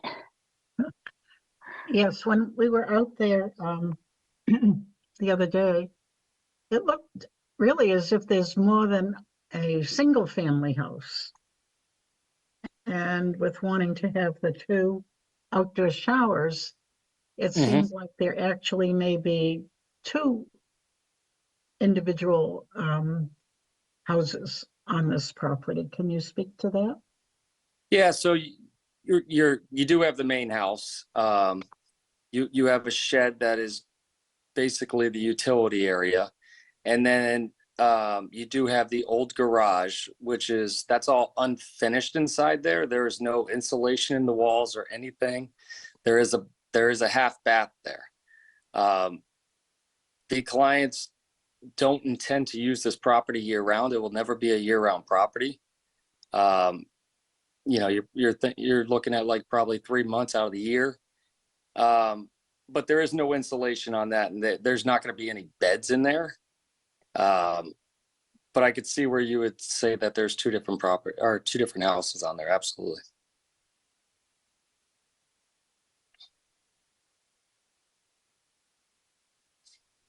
So just following up on Janet, so there's one house, and There's you want the kitchen and the 2 bedrooms, correct? And you want 2 rinse stations for 2 outdoor showers for 1 house. That is what the clients want, correct? All right. Anything from anybody? Okay, so it looks like we're looking for a motion to approve the work already completed, to approve the work still to be done, replacement of the shrub with 2 native shrubs to be determined in consultation with our agent, and erosion control to remain in place until the work is done. Did I miss anything, Alex? No, I think you touched on it all. Okay, so if somebody would like to make such a motion. Out loud. So And a moved. second? Okay. A second? Second, Okay, Joanne, yes. Greg, Yes. Janet, Yes. Mike, Yes. and I'm a yes as well. So there you go, you're approved. I'm sure you'll be talking to Alex at some point soon. Yep, I'll be in touch with you tomorrow, Alex, and we'll schedule a time to get out there and meet on site. Sounds good. Thank you, Joe. All right, thank you guys. Have a good night. So, next, we have continuation of notice of intent filed by Town of Eastham. Applicant proposes beach maintenance at Great Pond Beach, Wiley Park, Herring Pond, Dyer Prince Beach, Boat Meadow Beach, Kingsbury Beach, Campground Beach, Little Campground Beach, First Encounter Beach, Thumpertown Beach, Cooksbrook Beach, South Sunken Meadow Beach, Bay Road Beach Access, and Cole Road Beach. And I swear we need to turn that into a song. So we were waiting for DEP number. We were waiting for NHESP to weigh in, and we've received the DEP number. NHESP has said that the determination made in 2019 is still good through 2030. And I think we had covered all the other questions prior to that, but if anybody has anything they'd like to say. Alex? then I included those conditions that NHESP provided. Those are included in the staff report in the conditions for the project, but they are the same conditions that were previously permitted. Okay. So it looks like we're just looking for a motion to approve. Oh, Janet, you have your hand up? Yes, was there something about having this done by April 15th? But also with, it included, I mean, May 5th, no, April 15th. That doesn't give the town very much time, does it? I know there's a lot of sand already at some of the beaches just piled up, so can you comment on that? Most of that sand, I think, was probably for beach nourishment. Beach nourishment. Yeah, I know there's I was out there the other week. I can't speak to which sand is which, but I know there's still quite a bit of sand out there for nourishment of private properties along the shoreline. Okay, thank you. And they do have a deadline of April 15th. Okay. Correct. I also just wanted to speak to even though this MESA determination is good through 2030, the permit that we're issuing is a 3-year permit, so we will need the town to apply for an extension come time, because we don't want this to lapse again. Right. Okay. Any other comments? And if we could have a motion to approve. So moved. And a second? Joanne? Yes. Greg? Yes. Mike? Yes. Janet? Yes. And I'm a yes as well. Okay. Good. So next we're going to talk about violations. We have an update on 345 Harms Way, and Alex is going to give us that update. And I really don't think that there's any. We're not going to have a discussion. Go ahead, Alex. A quick update. We were notified that they are finalizing an as-built plan for the property, which indicated some minor changes. And if you recall, originally a request for a certificate of compliance was going to be submitted, but now a new notice of intent will be submitted over the coming weeks, because it was deemed that the changes would not be able to be approved through a certificate of compliance. Deemed by the attorney for the applicant. Correct. So, there we go. And next up is the violation Sandbloom. So you want to maybe run through it, or should I? Maybe Devin wants to. Yeah, so I did invite Devin to our meeting tonight to speak to this violation. I included her reports on the incident in my staff reports and or in your meeting packet. So I'll turn it over to Devin to speak to this. I don't see Russell Sandbloom on the meeting though. So I reached out to Sandbloom last week. I left him a voicemail, but I couldn't confirm at the time if he was going to make it tonight, and it doesn't seem like he did. Okay, so Devin, if you would run through this with us, please. Yeah, and I also tried to contact Russell as well, and I do believe that he was he was notified, obviously by Alex, but also I let him know that it was happening. I didn't think that he seemed like he wanted to attend. So yeah, that's probably why he's not in the chat. But yeah, so as for the violation, so I went to go and do a grant inspection, and it was basically because I needed to add that to my pile of stuff to bring forward to the Division of Marine Fisheries because he was, running his aquaculture license without a propagation permit or town permits for the past couple of years. And so I went down there to go and do a grant inspection, and he had 3 trucks and 3 trailers on the beach. He does not have permission to drive on the beach. I think that before rules applied for driving on the beach, which was a very long time ago, I think he was driving on the beach at the time. I do have record somewhere in my office about him asking for permission and he was denied. I think that was a few years ago, definitely before I got here. And then, so I, proceeded to go down to the aquaculture site. I had to have him, drive back off. And from there, I just wrote a conservation report and kind of handed it over to you guys because there's really nothing that I can do on my end unless you wanted me to write like a state citation. But I figured this is more of a conservation issue.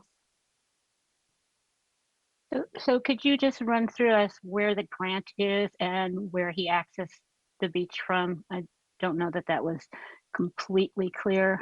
Yeah. So he's off of South Sunken Meadow. He's the only aquaculture site, B29, that is on that site. The rest of the aquaculture sites are in the Boat Meadow ADA, towards First Encounter. So he's off of South Sunken. He does not have driving permission. He is able to access by foot or boat. And he does have a property, I believe, upland of the grant, pretty parallel to it. So he does usually walk from his property down with a cart, which is fine. And I know that he usually accesses the Shellfish Grant by boat during the summertime. But he is aware that, he's not allowed to drive on the beach. And I know that I looked through some of his paperwork when he tried to file for permission to drive on the beach. And I think he didn't have permission from one upland holder out of 5 or 6, I believe. So he was denied that access. And his property, which property is that specifically? So I'm not sure which house exactly it is. We were trying to figure it out when we were looking at the assessor's database. Yeah, I didn't find it there either. Yeah, it's complicated. So he, I think when his mother passed away, his sister and him took over the property of wherever this house is. And then he has so his grant's technically private because he owns that portion of flat out in the water somehow. And so he's able to have a grant on there. But that doesn't, make it so that his grant, it's his under his jurisdiction, sorry. And so he does own the property that Shellfish Grant is on. But I don't know much about the property where he's accessing from that he has a house.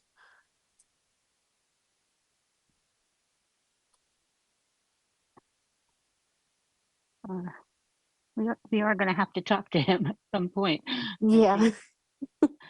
Any questions from the commission? Okay, so Joanne?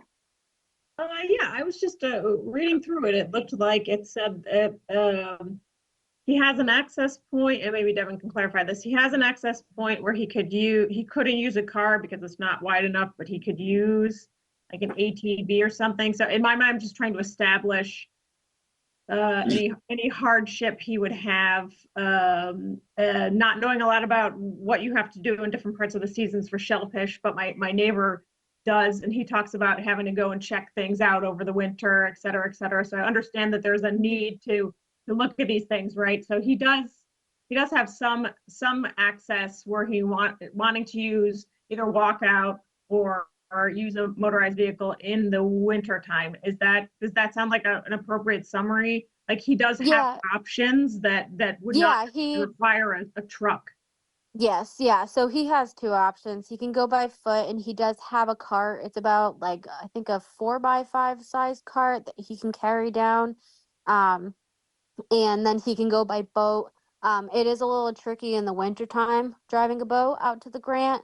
Um, just because weather-wise, and the type of work that you would do on the grant in the winter versus in the summer is slightly different. Um, and so I don't believe he has ATV access, because his house where the property is, there's a coastal dune.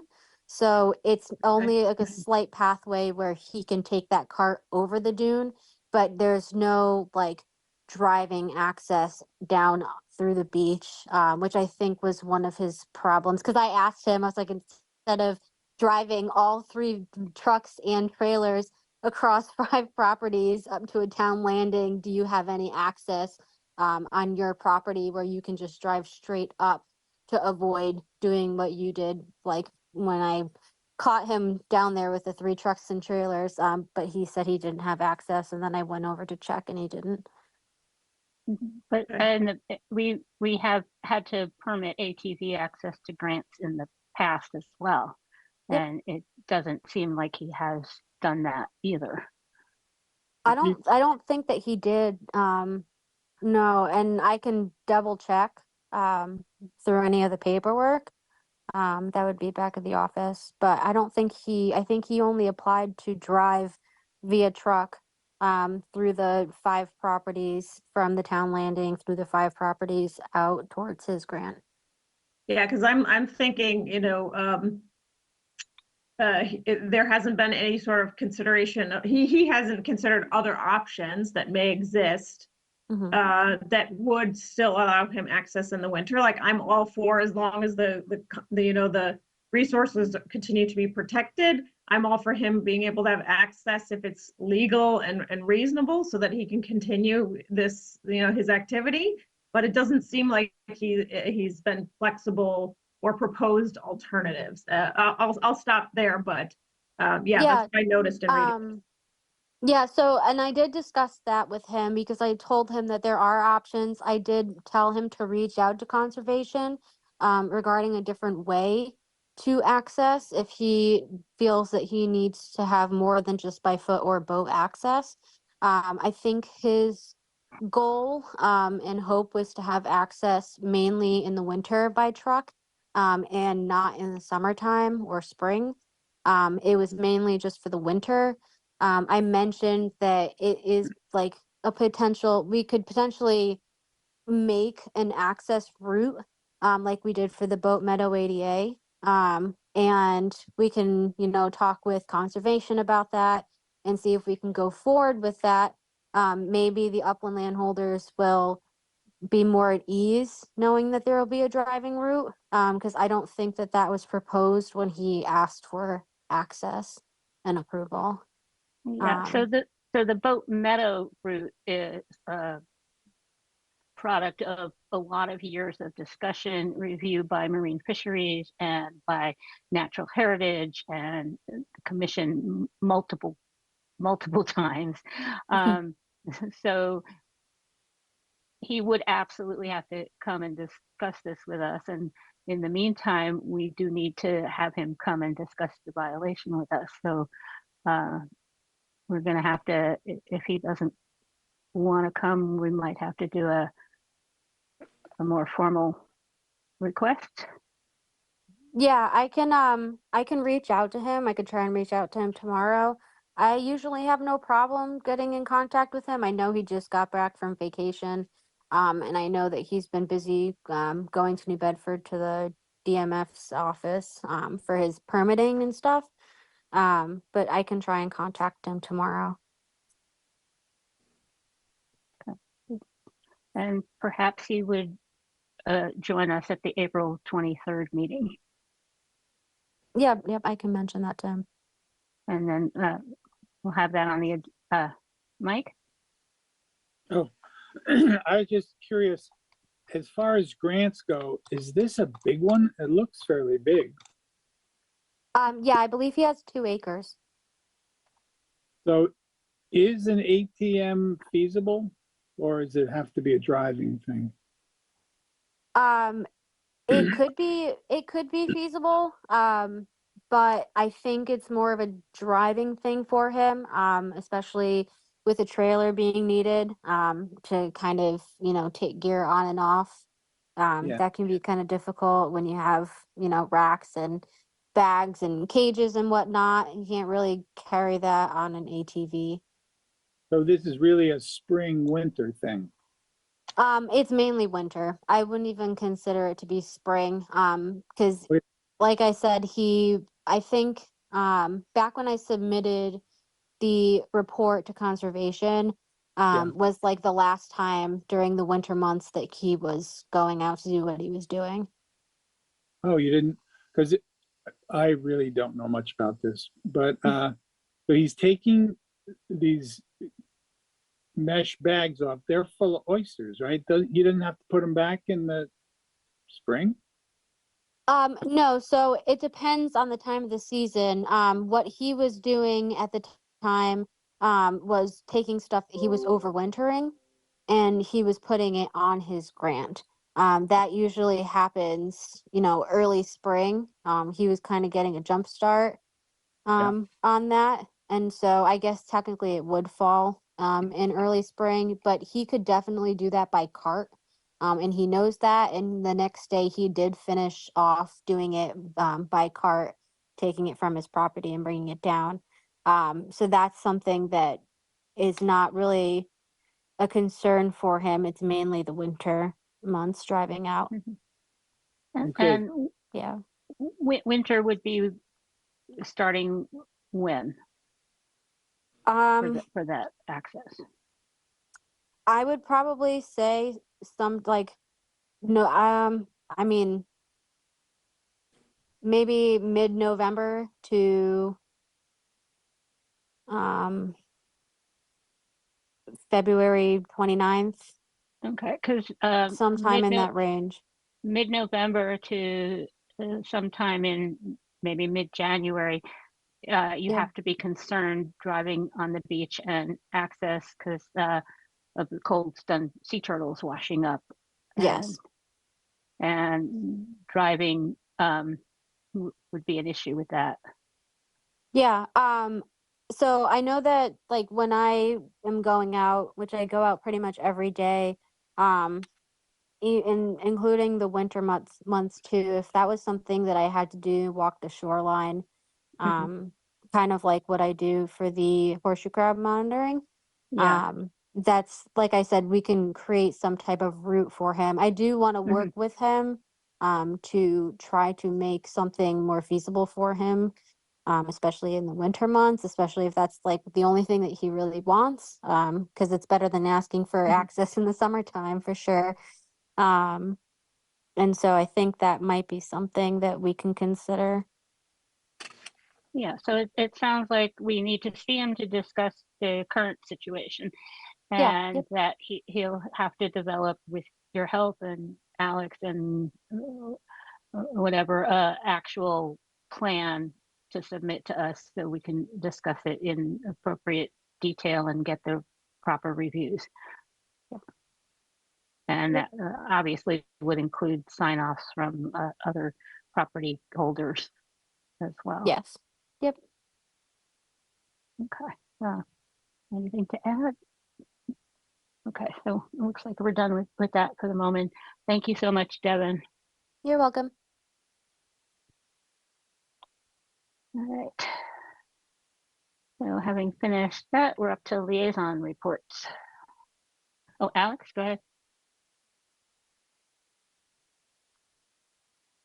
No, we have Nate Nickerson with us this evening. I was wondering if it made sense To move that up? to move him up. I know he's been waiting. Yeah. Okay. Yeah. Let's do that. If nobody else objects, go ahead. Well, good evening. Can you hear me? Yes. Okay. Good evening. My name is Nathan Nickerson, 60 Briggsfield Road, Eastham, of course. I want to thank you for the chance to hear my request for an extension beyond April 15th to finish the revetment project at 235 Shirtliff Avenue, known as a Vogt property, which I know you're well aware of. We started the revetment March 4th, and we've worked every single day, including Easter, except for last Sunday. We've worked every tide, and we start as soon as we can, and we finish as late as possible before the water hits the tires, sort of thing. So we're putting in a lot of hours. We respect the fact that this has to be done by April 15th, and that's why we're working so hard to complete it. And we will.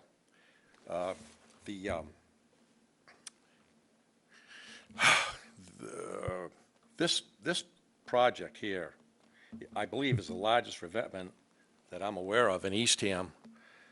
I wasn't aware of it till I started building it.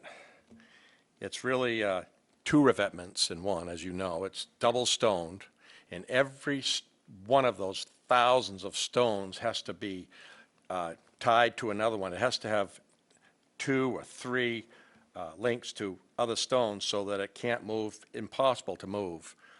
Some of the toe stones we had to put in at 7 feet deep in water. It's just unbelievably difficult.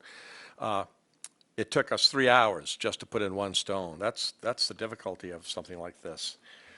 But anyway, we're going to make it. Everything will be done by April 15th. Construction of the revetment, rocks, cleanup. The only thing left is placing sand back on the bank. The bank from the top of the cliff to the beach is 70 feet.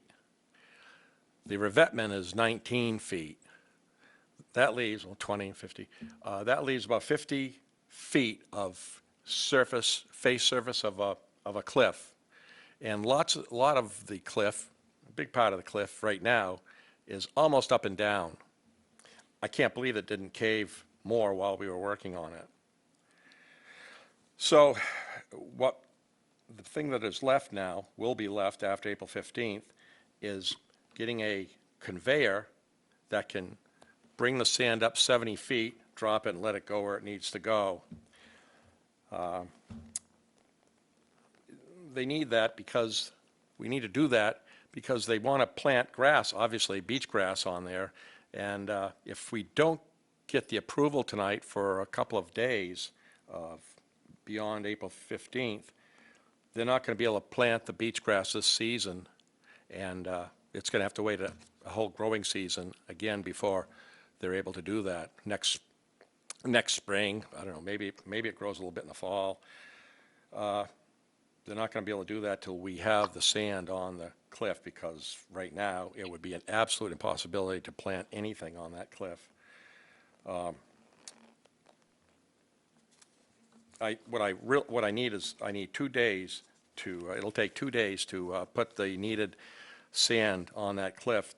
And all the sand that's needed, or not all of it, maybe there'll be more, but is right now currently on the parking lot at campground, where our site where we start, where the project is, it starts. If we don't get the permit tonight, we will have to take all that fill and bring it back to my yard and wait till next October 15th.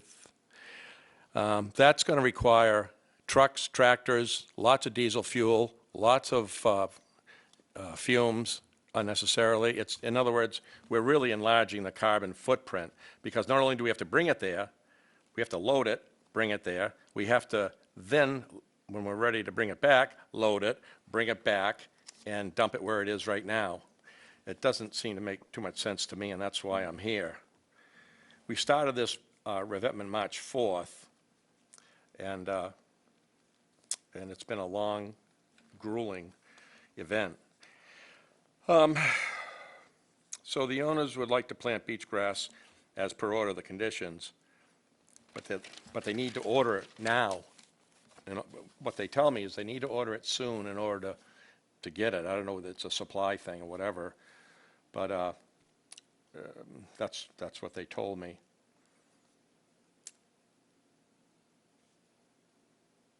Been very few people using the beach while we were there, and I don't suspect there's going to be a lot of people using the beach till probably May, maybe late May. So I'm requesting an extension of 2 days in April to place sand on the cliff so it can be ready for planting, and we won't have to use trucks and tractors to move that material back and forth from my garage to the site again next fall. And that's it. Thank you.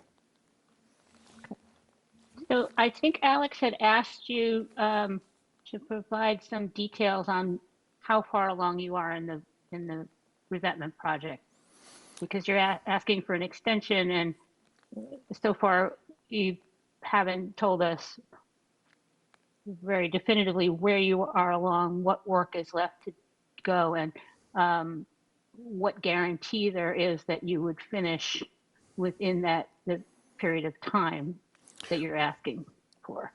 Well, I did say that it will be done by the 15th of, it'll be done and cleaned up by the 15th. And the reason I say that is because it'll actually be done tomorrow.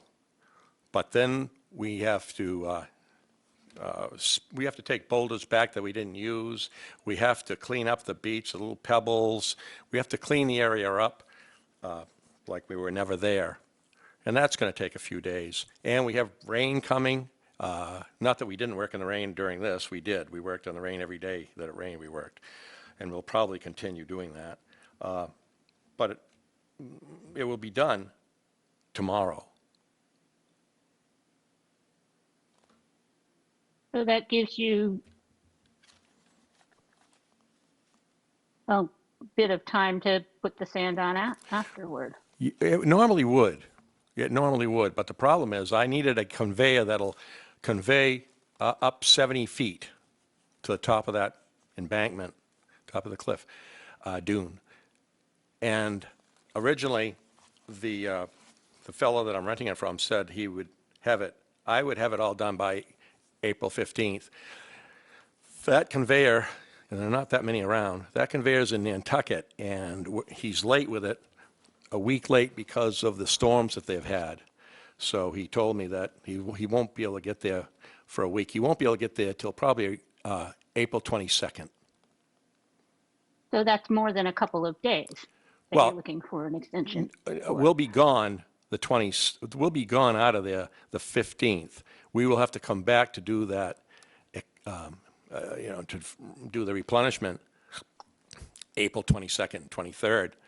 So all that time from the 15th to the 22nd, we won't be there. We're not, I don't need to have that time. We'll be done. I just need 2 days in April beyond April 15th.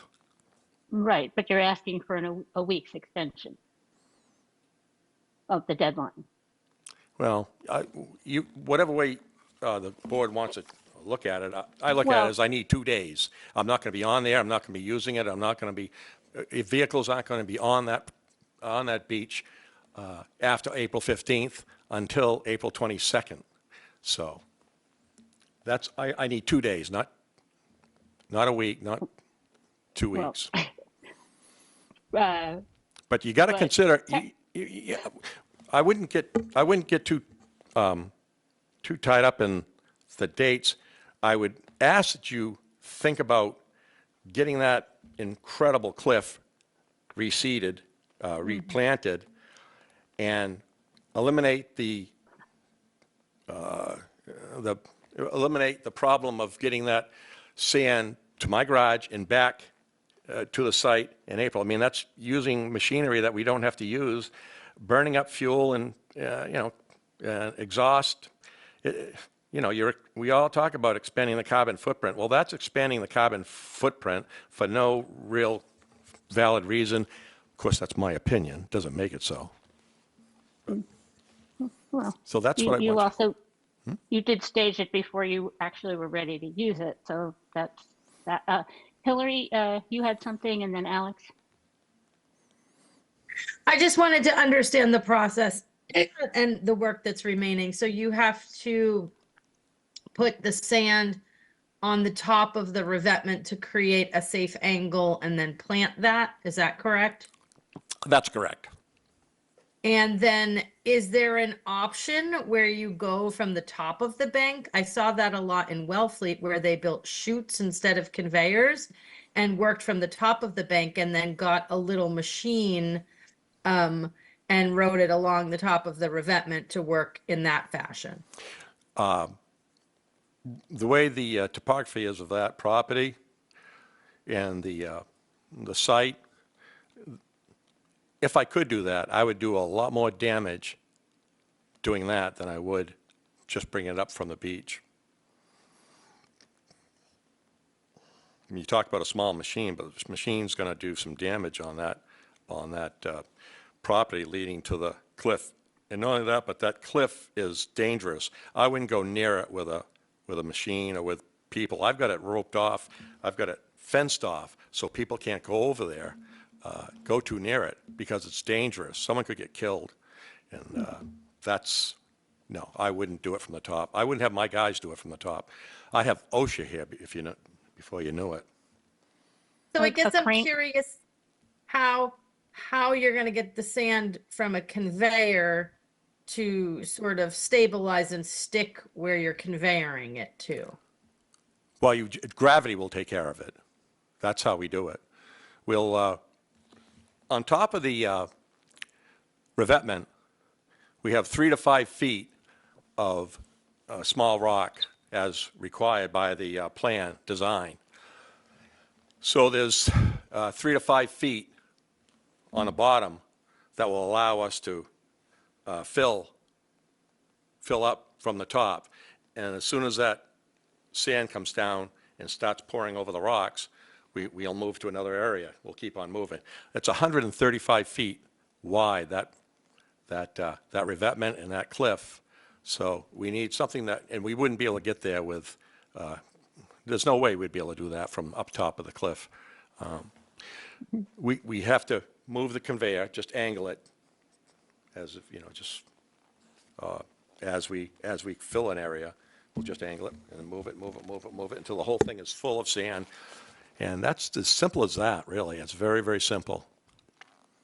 What about a crane then you- from, I'm sorry, Hillary. What about a crane from Shirtlift Road? That would get over the terrain and you'd be able to place it where you want it on the bank. Yes, that's absolutely possible. But where are we going to dump the sand? You'd have to truck it in. Well, you With truck a it in, but dump- then where do a you dump dump it so the truck. crane can get it? Well, you'd have to take it out of a dump truck bed or something. Easier said than done. You could do that, but you wouldn't get all of it. It would be very inefficient and very, very expensive, and it really doesn't make a whole lot of sense. And we haven't got the permission to do that. But if that's the only way that you will allow this, then I'll have to go back and talk to the owners and see what they want to do.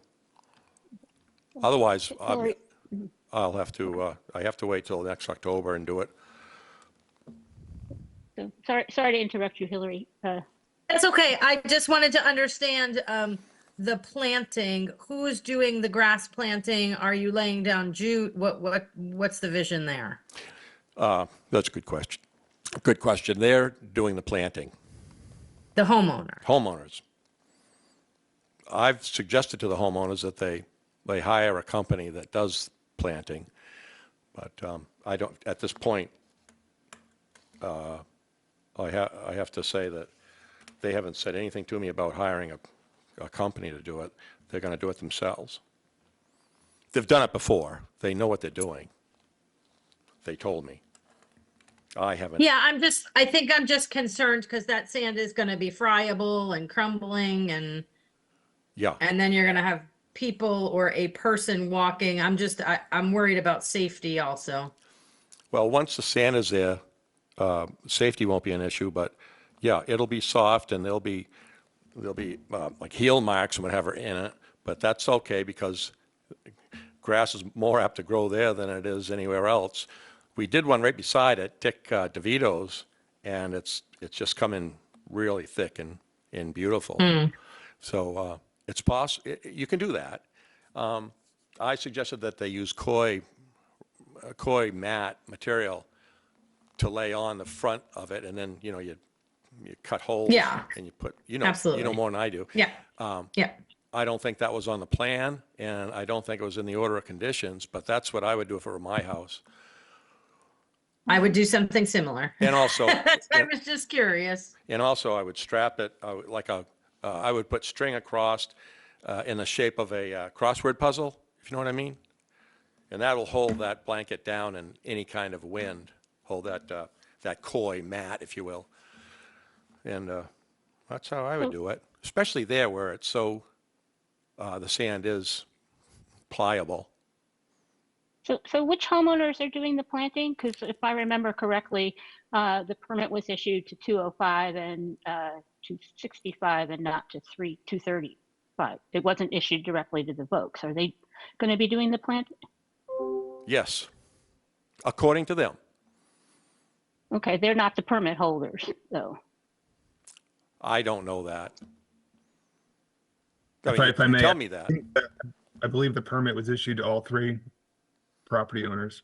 I think it was issued to a trust, wasn't it? Or is the trust I owns thought- the property, the Vogt Family Trust or something? Was it all 3? Okay. It was all 3. Yeah. And we permitted allowing the property owners to do the planting? That's news to me. Not sure if we specifically outlined that in the condition. I'd have to see the conditions again.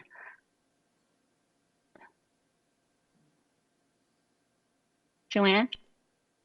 Well, it occurs to me, I don't know, does it matter who does the plantings? I mean, unless it has to be a professional contractor with a license or something. So it doesn't seem to me like it would matter unless there is some sort of prohibition against non-professionals doing it. But what I wanted to just say briefly is this, this sounds fairly compelling to me. I would not want to see a big gaping hole sitting around with a wall and a cliff and very unstable conditions for until October. And it seems that barring any reason like the arrival of a nesting species in that area or some other conservation rationale, that an extension of what I calculated to be about 10 days into the season as an exceptional thing, given this delay from the equipment needed arriving. I don't have any problem with this at all, unless someone has some sort of additional conservation detail I don't have. I note the interest in using a truck, but I would assume that from what you're describing, the conveyor moving along and filling it in as it goes seems to be a fairly efficient way of doing things that is probably a state-of-the-art option. Again, I don't know for sure, but yeah, at least in my first take on this, doesn't sound like I would have a problem with this unless there's a conservation reason I don't know about. Thanks. I'm just going to talk about the beach grass for a minute.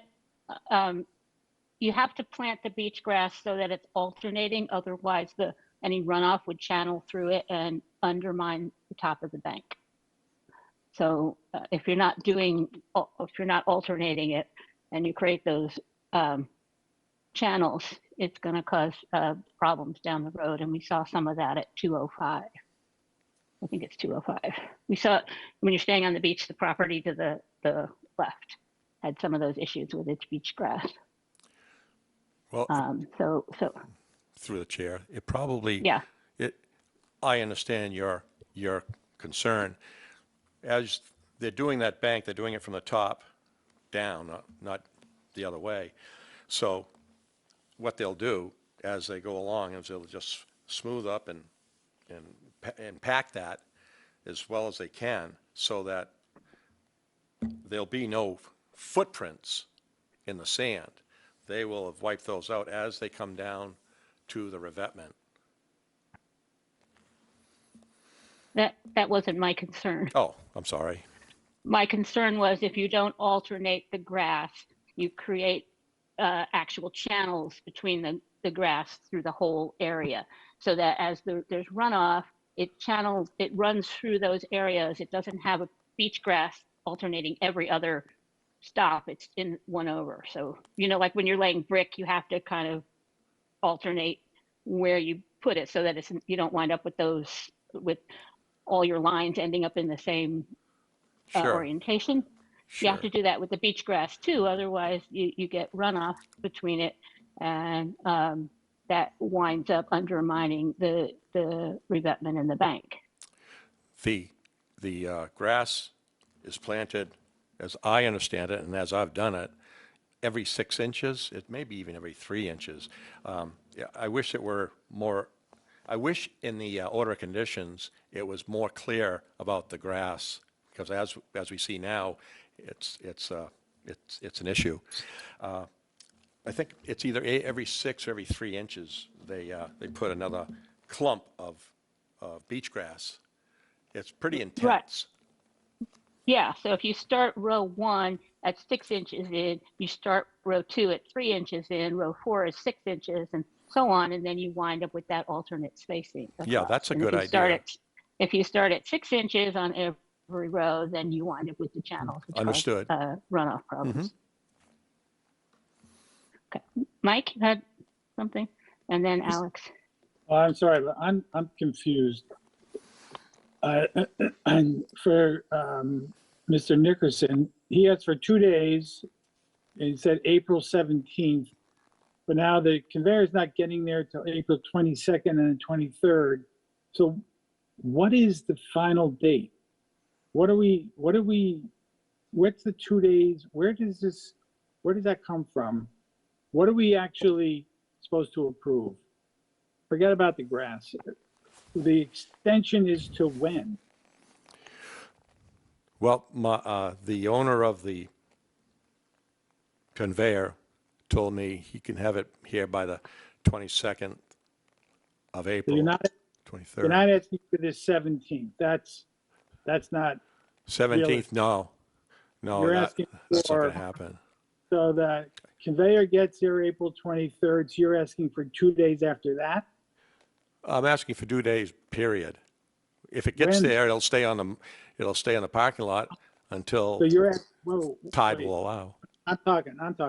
You're asking us to approve a conveyor belt, but you're really not sure when it gets there. But when it gets there, you're asking for 2 days. That's Takes 2 days exactly to right. do it, but you don't know when. I don't have any control over can't- that. So we can't actually approve a date. Okay. That's what you're telling me. Okay. I can't stake my life on it. No, I can't. If it were mine, I could. Well, if it were mine, I wouldn't be here right now, but, and he's over in Nantucket, so, that makes it I mean, so difficult. theoretically, he could come in June. Do you have a meeting the end of April? April 23rd. April 23rd. Okay, well, I could come back April 23rd and ask for 2 days.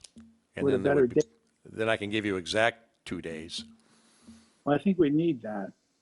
I mean, talking for myself, I'm not the chair, but I would need that. And I also, we have to look on the order of conditions. You just told us this is the largest revetment in Eastham, and you're telling me that the Vokes are going to plant the grass. That's nothing to do with you. This is not your concern. But as far as the commission goes, can that be done? I'm saying we condition it so the homeowner, if I remember the Vokes, they weren't that young. They're going to be planting, this is the largest, and it's an individual every 3-inch plant, every 3 inches, and the homeowner can do that? Well, I say it's the largest, but I can't confirm that. It just seems it to me by driving up and down there. when I have, it just seems like the largest, to me, don't forget, it's a scarp now. It's more like Yeah, yeah. It looks looking at huge. a I agree with you. I'm agreeing with you. Coliseum or something, the end of a Coliseum. It's really something. I can't, all I can tell you is what they've told me. Yeah, I And they're, understand. the boys aren't that old. They're younger than I am. That doesn't help much, does it? That's what they tell me. They will do it themselves. If the board would prefer that it be done professionally, I can bring that back to them and run that by them and see if they're interested in It seems doing like that. the whole reason you want to do the extension is so that they can get the planting done this season so it doesn't all wash away. Correct? Yes. Well, not wash away. Well, wash away in the heavy rain, yeah. Yeah. And If you blow don't plant- away. the top's gonna come down. So, okay, so it seems to me that we need to get it, somehow, we need some kind of proof that it's gonna be done. I mean, that's nothing to do with you, because you're just doing the revetment. But so you could bring that back to them. Yeah. I'm just a contractor. I'm doing the best I can to help everybody. Yeah. I can see if they'll come to the next meeting and discuss it with you face to face. That'd be good. I know that I need an actual date. Uh-huh. You know. I do as well. I Before understand. we can, But if I tell you the 22nd and 23rd and then that doesn't happen, it's I look pretty bad and we don't get the job done. I would rather come back April 23rd, and if you give us permission, we can be in there the next day. And we can have the Volks here, or at least one of them here, the 23rd, to speak to you about how they're going to plant. I mean, that's their deal, not mine. I would hire a professional firm myself if it were my property, because it's, it's, but they've done it before. They said they know how to do it. And I shouldn't really speak for them, but they're not here. 23rd, I'll have one of them here. And then if you agree, we could start the next day. I'd like to get the sand up there regardless, so I don't have to truck it back to the garage and bring it back to the campground next October. It seems that doesn't make a lot of sense either.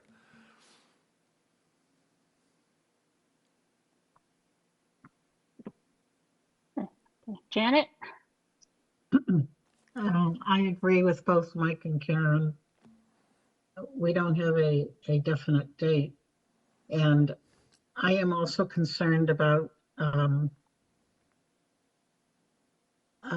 wildlife that might be on the beach at the times when you want to be there, that we have to be careful of. Karen, you know more about that than I do.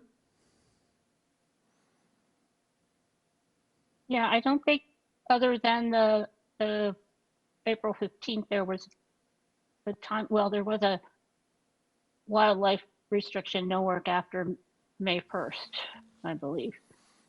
But yeah, Alex, could we look at do you have the order of conditions? Can we see the planting? Yeah, the wildlife time of year restriction was later in May, but let me share my screen with the order of conditions. I had a question, Nate. Can your sand stay at the parking lot past the 15th? If we come back, on the 23rd, like, are you still in a situation where you're trucking your sand back to your shop? Are you asking me? Yes. Yeah, I can do that. I just have to pay the town for those weeks that I haven't paid for yet, for having that be the site of the work. So I just have to pay. And would the DPW be okay with running over the April 15th deadline? I can't speak for them, but I can't see any problem. We work pretty closely together in some projects. We've had some preliminary discussion with the DPW. You know, we haven't gotten an answer one way or the other. Did I say DEP? It would certainly, you know, be something we would need their approval on. I'd say DPW and the rec department too. Can you see my screen? Yeah, it's very tiny. All right. Yeah. Looks like number 3 answers your question, Karen. Right. Yeah. So we do have the qualified contractors condition in there, which includes planting and maintenance of native vegetation. Yes. Yep.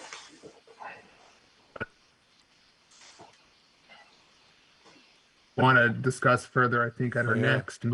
Oh, yeah, that's in there. It's in there that they have to use qualified people to plant. That's right.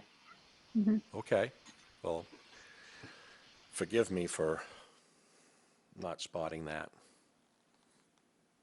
I will certainly go back and let the folks know that, well, if, I should I'm jumping the gun here, based on what you tell me to do. Yeah, it's usually helpful if everybody working on a project does read through the entire order of conditions.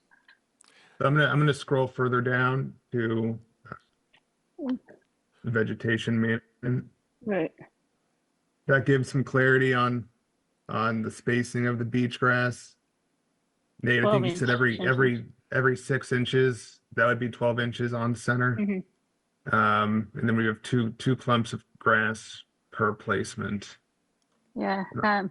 We should change that standard condition to have alternate spacing in the future. Just Yeah, I was looking back at that as well. I agree. Through the chair, yes. I just want to remind you folks, I have nothing to do with that grass. My job, my role in this was to build a revetment and restore the sand. That's it. So if I didn't read about the vegetation or didn't look at it closely enough, well, that's why. Okay, it just, the orders of condition does have a requirement that everybody working on the project be familiar with the entire order. Yeah. Well, you have to tell me if you want me to let the folks know that they have to use a qualified contractor for planting. Right. I can certainly reach out to them too and notify them on that condition. And if the reason that we're going to give an extension on placing the sand is so that the grass can be planted, we do need to know from them when that is going to happen and when it's going to be complete, because there is a time of year limitation. So we'll need to talk to them as well. I think it might work better if we agree to come to the 23rd meeting and have the folks here too. Sounds like it. And then I'll know exactly when I can get that conveyor, and it should be the next day because he told me the 22nd, 23rd. So if we go the 24th, then we should be fairly safe. But I'll know absolutely by the 23rd meeting. Mike, did you have something else? Your hand is up. Joanne? Yeah, I'm a little concerned about doing a Hail Mary until the 23rd, because then if the machine's not ready, what do we do then? I'm wondering if we can discuss, I know you were talking about wildlife restrictions, like in terms of the commission and the time of year, we may want to say we are not willing to go any later than X, no matter what, if there's if there are wildlife restrictions or other restrictions that will come into play, because that, Mr. Nickerson's kind of at the mercy of this guy who's got the equipment. And if it's not looking good on like the 21st and he hasn't had time to consider other options, I would feel bad about that. So I think if we have a drop dead date, like if you have until this time, and if, a week before it's not coming together, you need to have an alternative ready to go. That seems more like a sustainable approach to take, in my opinion. Other thoughts? Through the chair? Well, let me see if the commissioners have other thoughts Of course. first, and then I'll get back to you. Anybody? Okay, go ahead, Nate. I would feel more comfortable just coming back to the meeting 23rd. I can have a commitment letter from the lessor of that conveyor. I would give you that. If I'm going to let Alex talk to the folks. Thank you, Alex. That's not really my role, and I'm uncomfortable with the whole thing. Yeah. But if Alex gets the information that he needs and he can report to the commission on the 23rd, then I think that might make more sense than making a decision right now. Right, but you should be aware that you might also on the 23rd get a no. So there should be some other thoughts about what would happen should that be the denouement. Well, what would happen is we'd wait till October 15th. We'd take all the fill out of there, park it at my place, bring it back in after October 15th, and we would do it then. And that would be too late to be planting the beach grass? For this year, because you're going into the winter. Can I, just to follow up on my question. So I think it's good to hear that you can get a commitment letter. I'm not sure if then we need to also say, I don't know if you have any responsibility when you secure that commitment letter, if the machine is on its way and we defer making a decision until the machine is already on its way. Is that an issue for you in terms of whatever contract you're signing with this equipment owner? Oh, that won't be a problem. Okay. It's possible even if we have that meeting on the 23rd, we go to that meeting, that the machine, I can have it parked at campground parking lot, the 23rd of the day of the meeting, and then you'll know it's there. Yeah, I'm just worried. I have a sense that I'm okay with the project. I don't know if others are or not. And I wouldn't want you to have some financial commitment to bring this machine all the way here, only for us to then not vote for this project to move forward on the 23rd.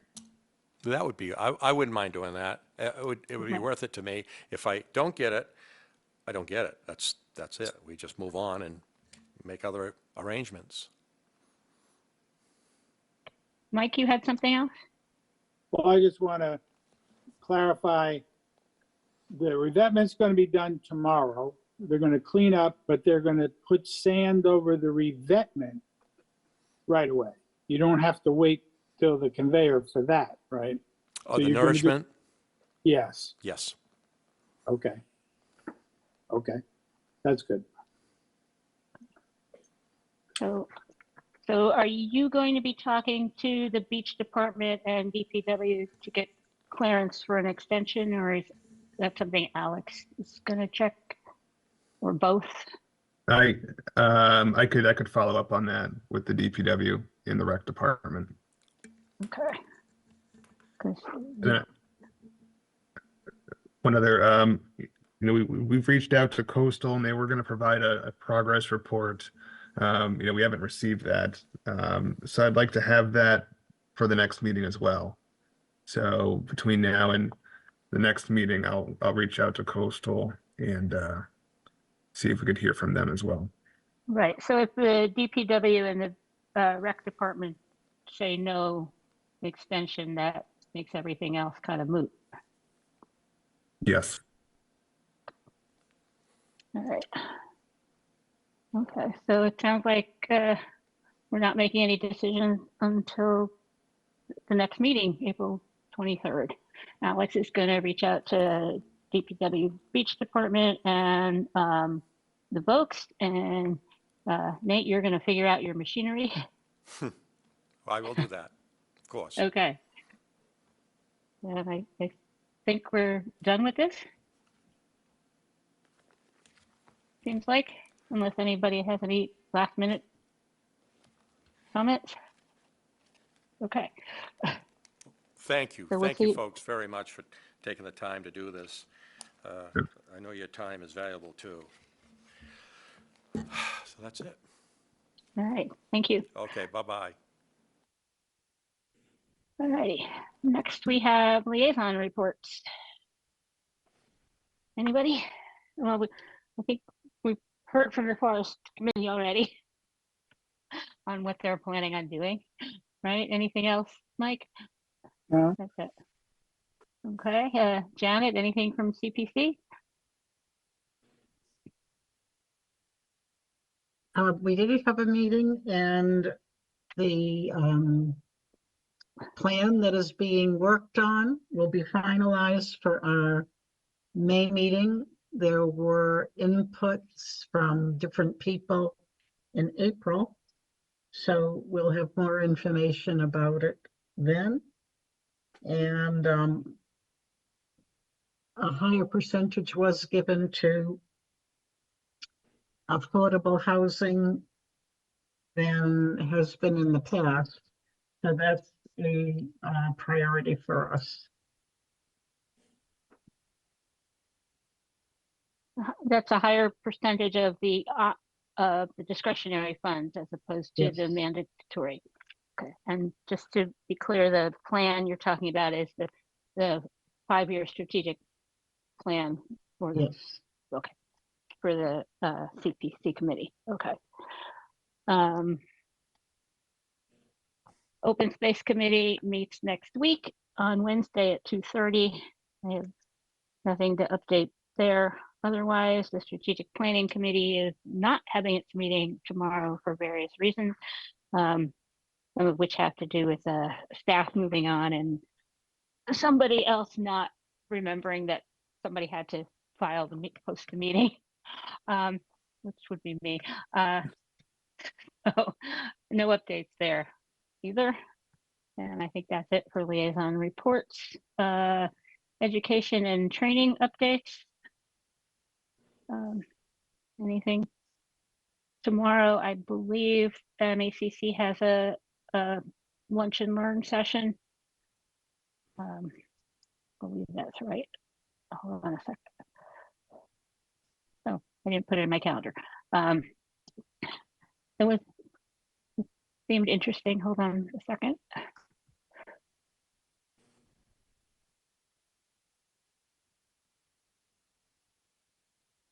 And you all got the email that Joey Wigglesworth is moving on to become a conservation agent in his hometown and will no longer be providing us with our monthly and other updates. Okay, so April 11th which is Thursday, there is a MACC virtual lunch and learn series, Building Resilient Landscapes. That's from 12 to 1 p.m. and they prefer if you register in advance, which you can do on their website. Okay, and let's see. Did we have minutes? No. Okay, all right, no minutes, and we finished other discussion, and all right, so we are done with that. We have plans in place to have a work session next to talk about the DEP proposed regs. I would prefer we skip it myself because I'm totally exhausted from 3 days of all day doctor's appointments. But I wanted to ask if people are prepped and ready for that discussion. I did I have read over most of it. It seems as if a lot of it isn't something that Okay. is entirely pertinent to us, so I don't have a problem with postponing it. Anybody else? The deadline to submit comments is 5 p.m. April 30th, so we would have to, if you're in agreement, it would be at our next meeting. Okay. And I will, if you have thoughts in the meantime, if you want to send them to me and individually, I can put them together into something of a draft before the 23rd for your review. Is that okay? Yes. Okay, I appreciate that. In fact, I'll make a motion to adjourn.